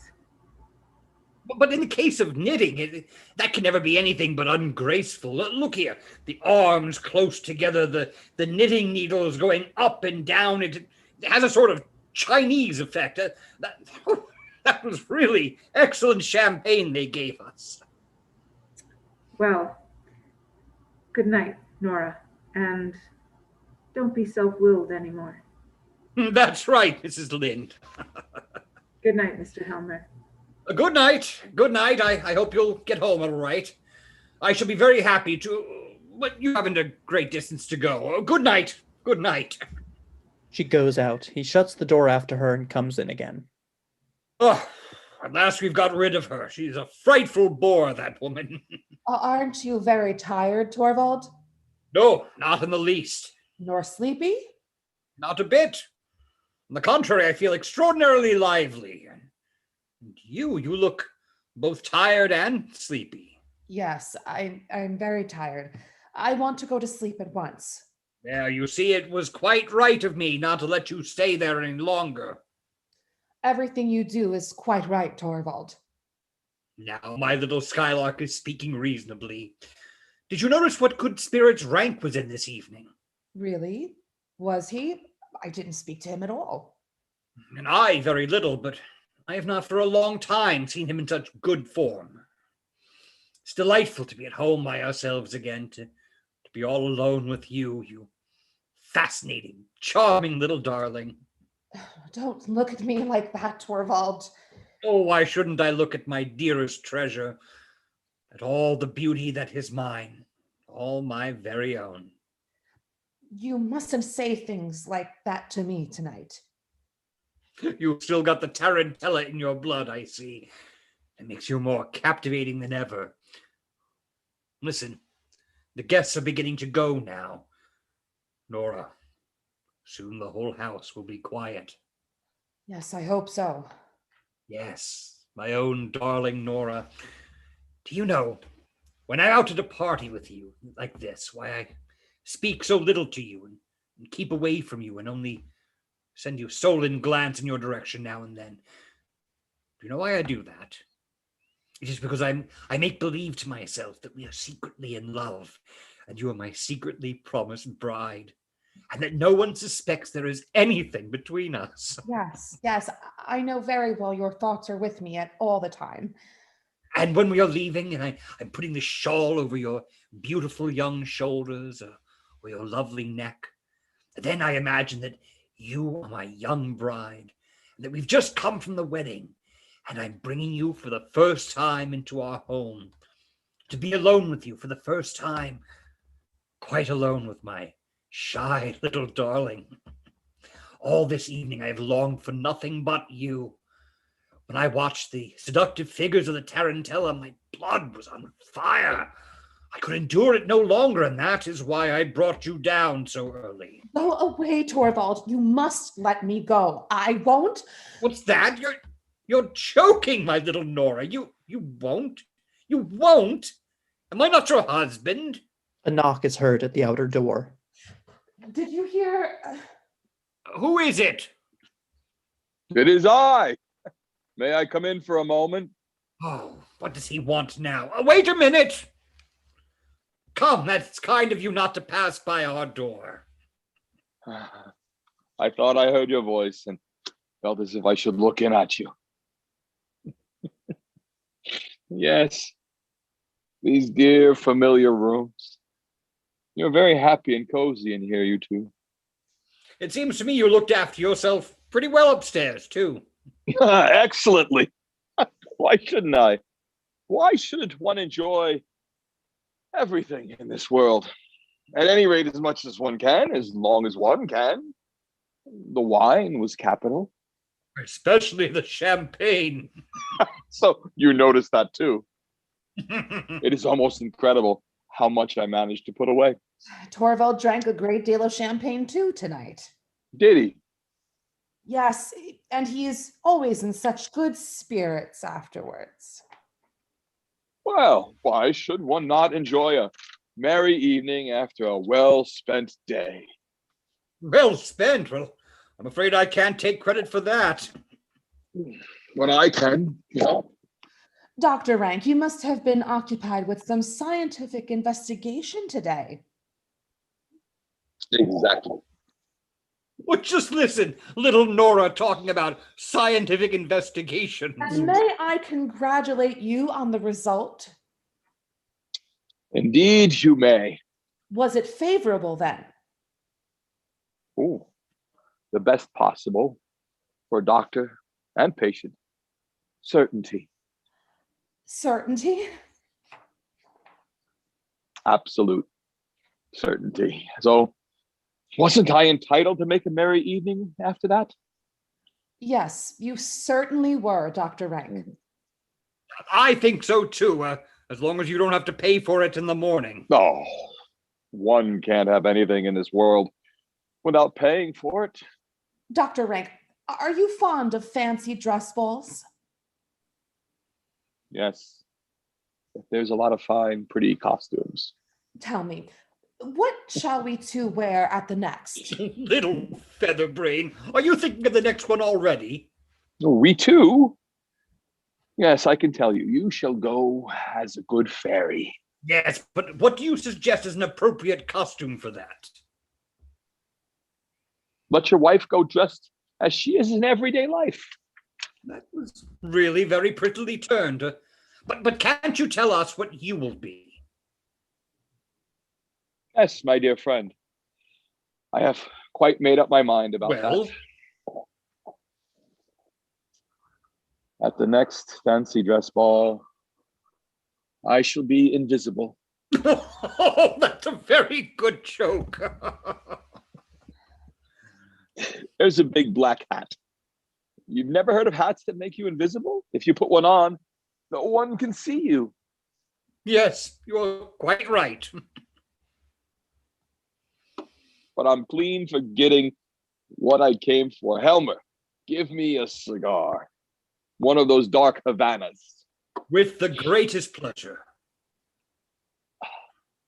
Thanks. Let me give you a light. Thank you. And now, goodbye. Goodbye. Goodbye, dear old man. Sleep well, Dr. Rank. Thank you for that wish. Wish me the same. You? Well, if you want me to sleep well. And thanks for the light.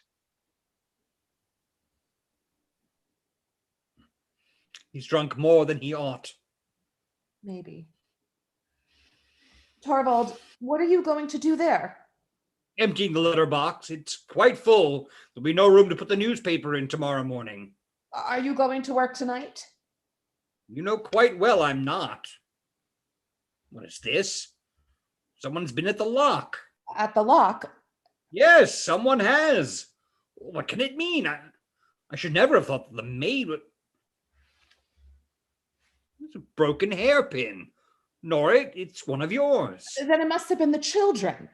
Then you must get them out of these ways. There, I've got it open. Helen! Helen, put out the light at the front door. Look at that. Look at what a heap of them there are. What on earth is that? A letter. No, Torvald, no. 2 cards of ranks. Of Dr. Rank's? Dr. Rank. They were at the top. He must have put them in when he went out. Is there anything written on them? There's a black cross over the name. Look there. What an uncomfortable idea. It looks as if he were announcing his own death. It is just what he is doing. What? Do you know anything about this? Has he said anything to you? Yes. He told me that when the cards came, it would be his leave taking from us. He means to shut himself up and die. Poor old... Certainly, I knew it. We should not have him very long with us, but so soon. And so he hides himself away like a wounded animal. If it has to happen, it is the best it should be without a word. Don't you think so, Torvald? It's so grown into our lives. I can't think of him as having gone out of them. He, with his sufferings and his loneliness, was a cloudy background to our sunlit happiness. Well, perhaps it is best so. For him, anyway. And perhaps for us too, Nora. We two are thrown quite upon each other now. My darling wife, I don't feel as if I can hold you tight enough. Do you know, Nora, I've often wished that you might be threatened by some great danger so that I might risk my life's blood and everything for your sake. Now, you must read your letters, Torvald. No, not tonight. I want to be with you, my darling wife. With the thought of your friend's death... You're right. It has affected us both. Something ugly has come between us. The thought of the horrors of death. We must try and rid our minds of that. Until then, we will each go to our own room. Good night, Torvald. Good night. Good night, my little singing bird. Sleep sound, Nora. Now I will read my letters through. He takes his letters and goes into his room, shutting the door after him. Never to see him again. Never. Never. Never to see my children again either. Never again. Never. Never. Ah, the icy black water, the unfathomable depths. If only it were over. He has got it now. Now he is reading it.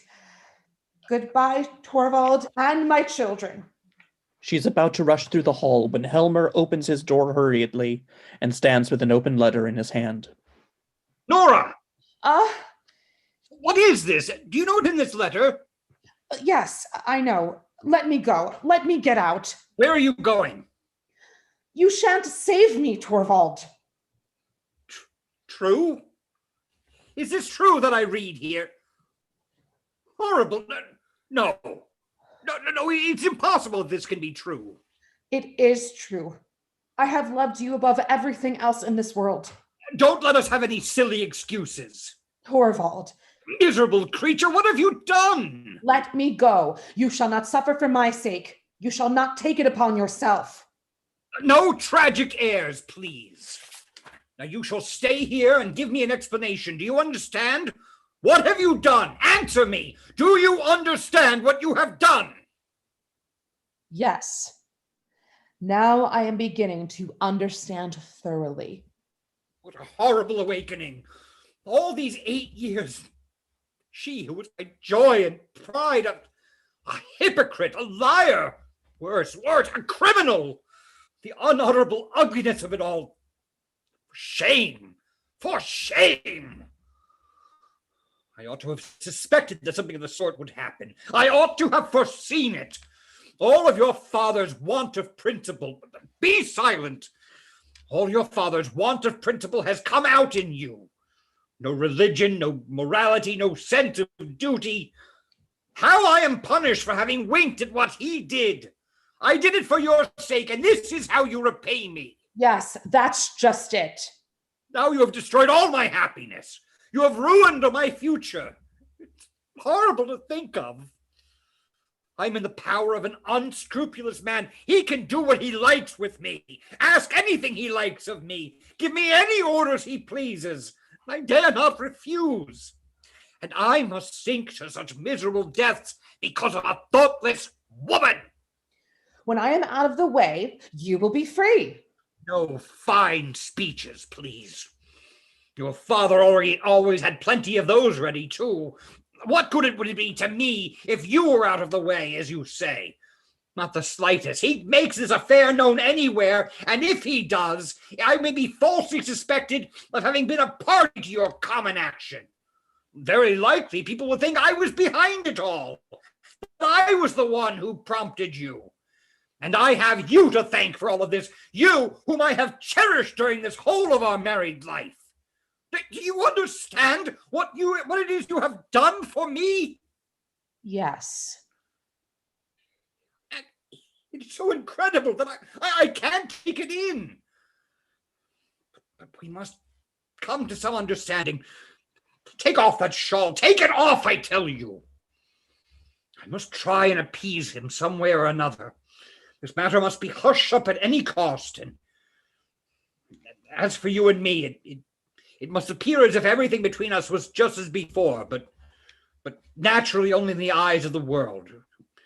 Will still remain in my house, but that is a matter of course. But I shall not allow you to bring up the children. I dare not trust them to you. To think that I should be so obliged to say to one whom I've loved so dearly and whom I still... No, that is all over. From this moment, happiness is not the question. All that concerns us is to save the remains, the fragments, the appearance. A ring is heard at the front doorbell. What is that? So late. Can the worst? Can he... Hide yourself, Nora. Say that you're ill. Nora stands motionless. Helmer goes and unlocks the door hall. A letter for the mistress. Give it to me. Yes, it's from him. You shall not have it. I'll read it myself. Yes, read it. Scarcely have the courage to do it. It made me ruin for both of us. He tears open the letter, runs his eyes over a few lines, looks at a paper enclosed, and gives a shout of joy. Nora! Nora! No, I must read it once again. Yes, it's true. Nora, I'm saved. And I? You too, of course. We're both saved, both you and I. Look, he sends you over your bond back. He says that he regrets and repents that a happy change in his life. Never mind what he says. We're saved. Nora, no one can do anything to you. Oh, Nora. Nora, No, first I must destroy these hateful things. Let me see. No, I won't look at it. The whole thing shall be nothing but a bad dream to me. He tears up the bond and both letters, throws them all into the stove, and watches them burn. There. Now it doesn't exist any longer. He says that since Christmas Eve, These must have been 3 dreadful days for you, Nora. I have fought a hard fight these 3 days. Suffered agonies and seen no way out, but no, we won't call any of those horrors to mind. We'll only shout with joy and keep saying it's all over. It's all over. Listen to me, Nora. You don't seem to realize this is all over. What is this? Such a cold, set face. My poor little Nora. I quite understand. You don't feel as if you could believe that I have forgiven you. But it's true, Nora. I swear it. I have forgiven you everything. I know that what you did out of love for me. That is true. You have loved me as a wife ought to love her husband. Only you had not sufficient knowledge to judge the means you use. But do you suppose that you are any the less dear to me because you don't understand how to act on your own responsibility? No, only lean on me. I will advise and direct you. I should not be a man if this womanly helplessness did not just give you a double attractiveness in my eyes. You must not think anything more about the hard things I said in my first moments of consternation when I thought that everything was going to overwhelm me. I have forgiven you, Nora. I swear to you I have forgiven you. Thank you for your forgiveness. She goes out through the door to the right. No, don't go. What are you doing in there? Taking off my fancy dress. Yes, do. Try and calm yourself and make your mind easy again. My frightened little singing bird. Be at rest and feel secure. I have broad wings to shelter you under. Oh, how warm and cozy our home is, Nora. Here is shelter for you. Here I will protect you like a hunted dove that I have saved from a hawk's claws. I'll bring peace to your poor beating heart. It will come, little by little, Nora, believe me. Tomorrow morning you'll look upon it all quite differently. And soon everything will be just as it was before. Very soon you won't need me to assure you that I've forgiven you. You will yourself feel the certainty that I've done so. Can you suppose I should ever think such a thing as repudiating you or even reproaching you? You have no idea what a true man's heart is like, Nora. There's something so indescribably sweet and satisfying to a man in the knowledge that he has forgiven his wife, forgiven her freely, with all of his heart. It seems as if that had made her, as it were, doubly his own. He's given her a new life, so to speak, and she has in a way become both wife and child to him. So you shall be for me after this, my little scared, helpless darling. Have no anxiety about anything, Nora. Only be frank and open with me, and I will serve as will and conscience both to you. What is this? Not gone to bed? Have you changed your things? Yes, Torvald, I have changed my things now. But what for so late as this? I shall not sleep tonight. My dear Nora, It is not so very late. Sit down here, Torvald. You and I have much to say to one another. Nora, what is this cold, set face? Sit down. It will take some time. I have a lot to talk over with you. You alarm me, Nora. I don't understand you. No, that is just it.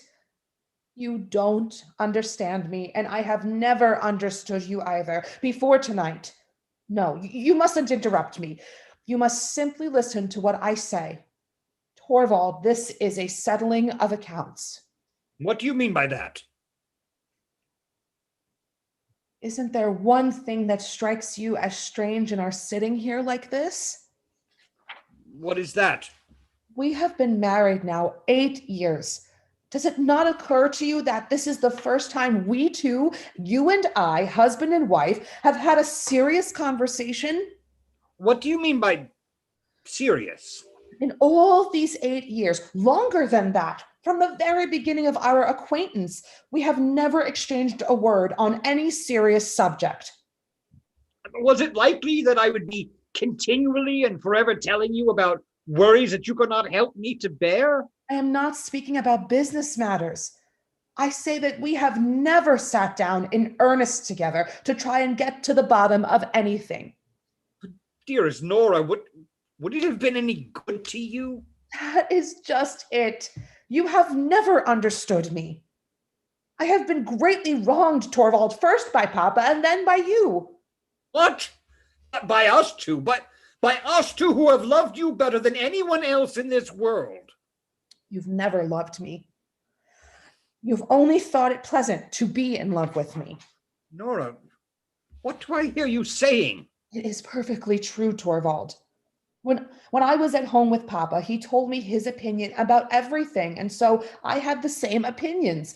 And if I differed from him, I concealed the fact because he would not have liked it. He called me his doll child, and he played with me just as I used to play with my dolls. And when I came to live with you, What sort of expression is that to use about our marriage? I mean that I was simply transferred from Papa's hands into yours.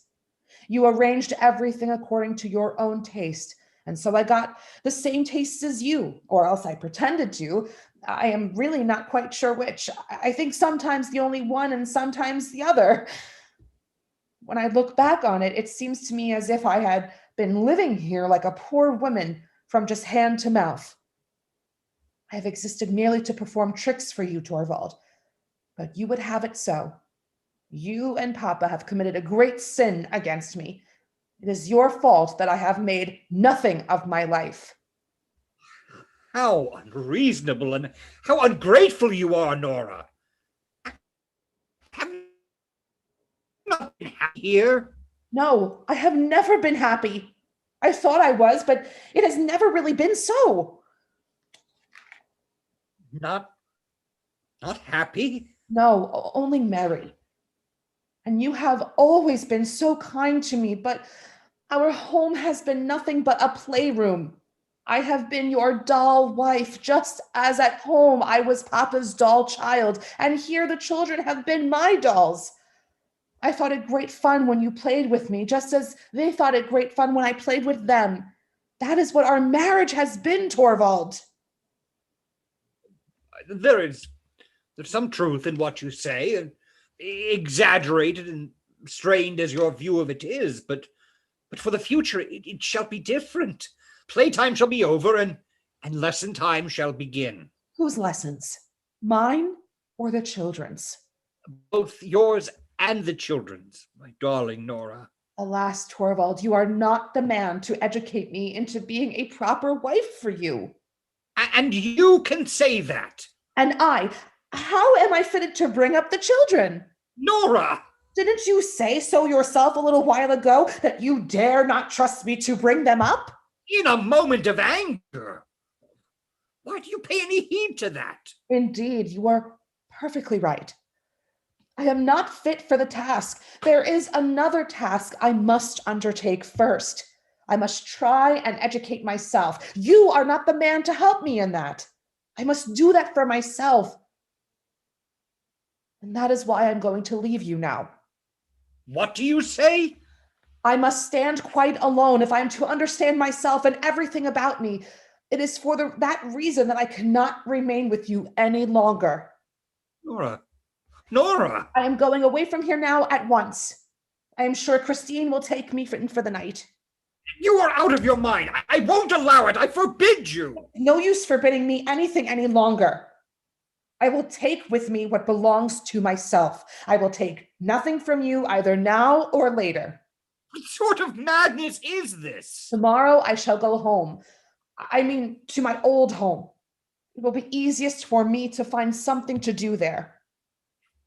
blind, foolish woman. I must try and get some sense, Torvald.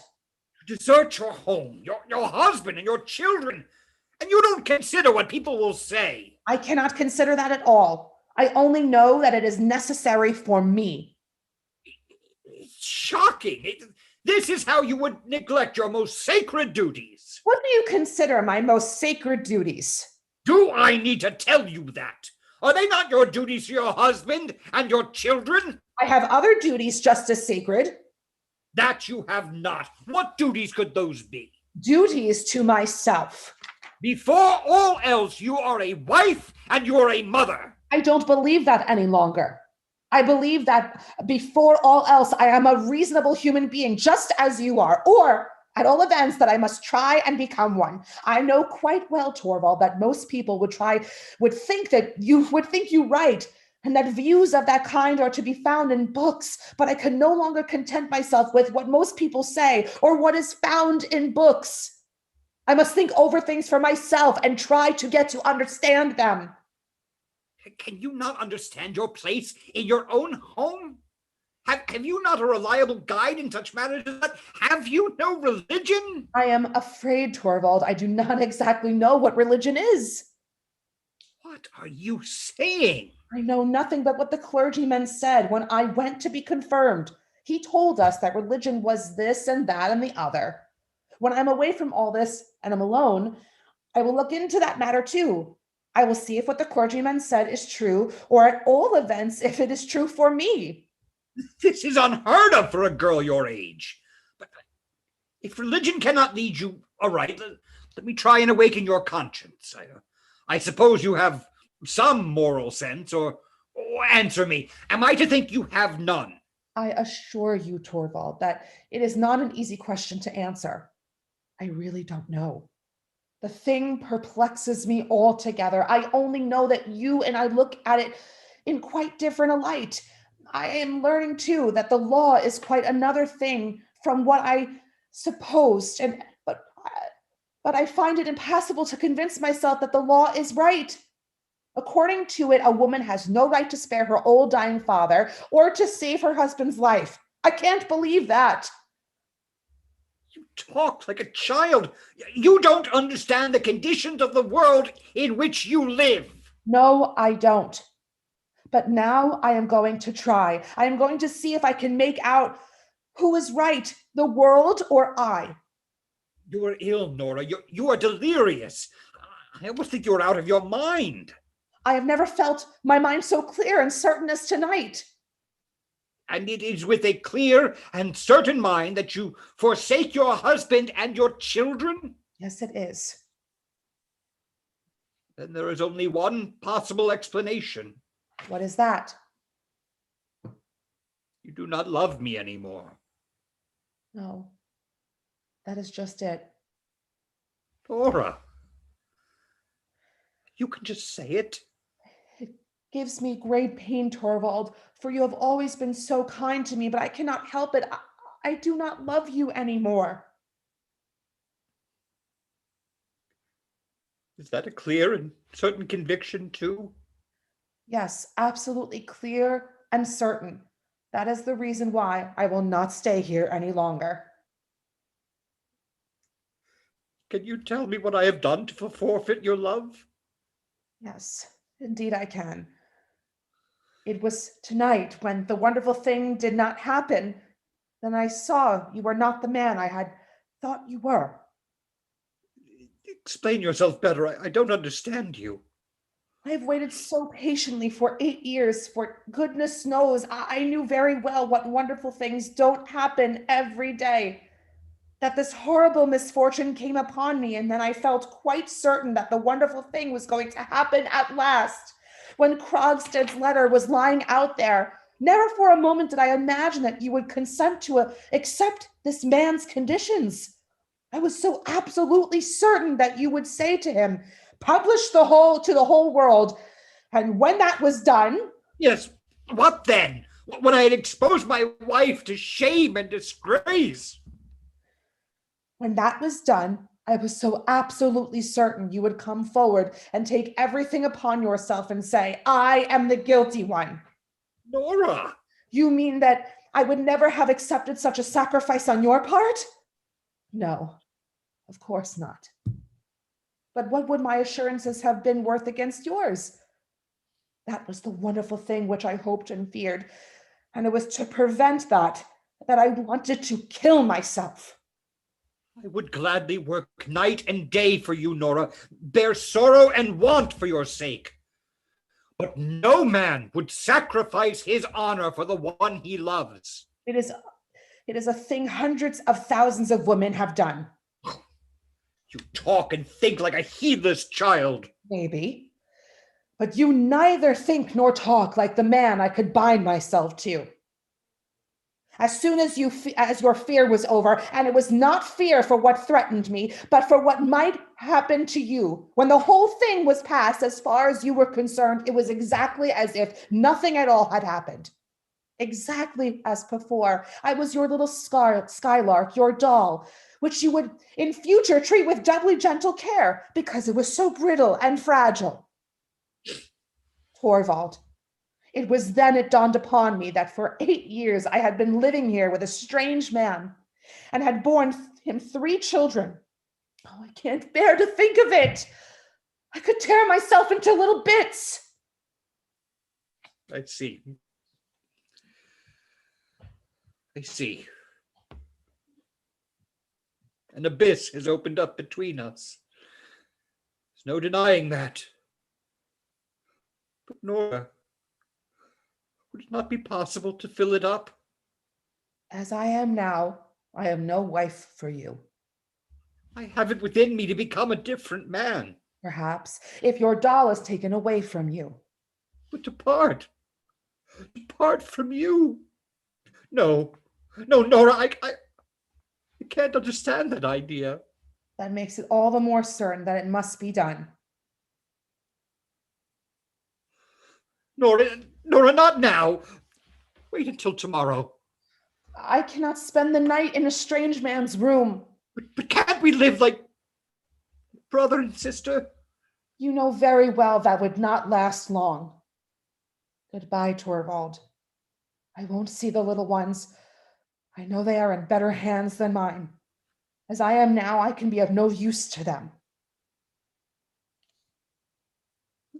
Someday, Nora. Someday. How can I tell? I have no idea what is going to become of me. But you are my wife. Whatever becomes of you.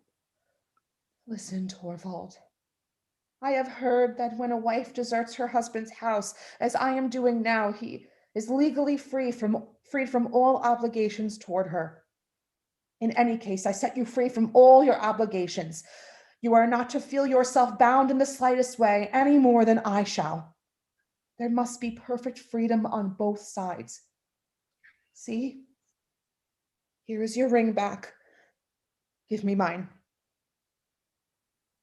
That too. That too. Here it is. That's right. Now it is all over. I have put the keys here. The maids know all about everything in the house better than I do. Tomorrow, after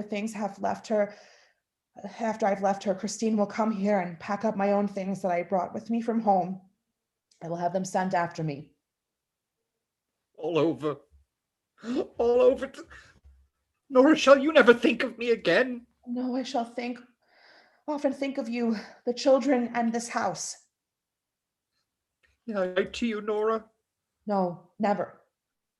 You must not do that. But at least let me send you. Nothing. Let me help you if you're in want. No, I cannot. I can receive nothing from a stranger. Nora, can I never be anything but a stranger to you? Torvald, the most wonderful thing of all would have to happen. Tell me what that would be. Both you and I would have to be so changed that, oh, Torvald, I don't believe any longer in wonderful things happening. But I will believe in it. Tell me, so changed that that our life together would be a real wedlock. Goodbye. She goes out through the hall. Nora! Nora!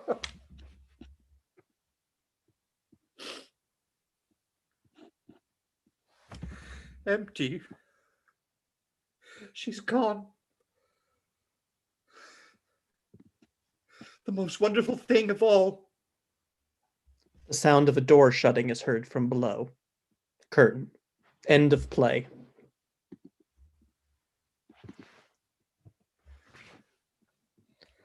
Well, good evening, everyone. Thank you so much for watching our live reading of A Doll's House. My name is Colin Palmer. I'm the vice president of the North Fork Community Theater, and I help to organize these readings, of which this is the first one. These sprang out of weekly readings that the actors in this reading and a whole bunch more actors participate in for over a year now, that our Krogstad, Huck Hirsch, has put together. And so I want to thank him for having that, which kind of led to this. But I just wanted to introduce you to all of the actors from tonight. If everyone wants to turn your cameras back on, just to say hi. Just a really fantastic group of performers. We have Wendy Peterson, who played Helen the maid. We have Jen Eager, who played Anne the nurse. We have Huck Hirsch, as I said, who played Niels Krogstad.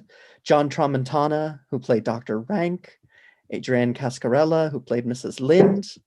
Christian Lepore, who was Torvald Helmer. And last and certainly not least, Nicole Gebler as Nora. I'd like to thank you all so much for coming and watching our reading.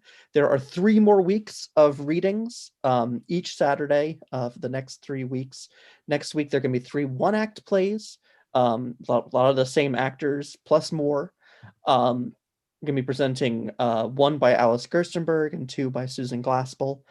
Then we'll be presenting Pygmalion by George Bernard Shaw the week afterwards, and then finishing up with Lady Windermere's Fan by Oscar Wilde. So thank you all so much for coming and watching our live stream, and I hope you enjoy the rest of your weekend. Thank you so much.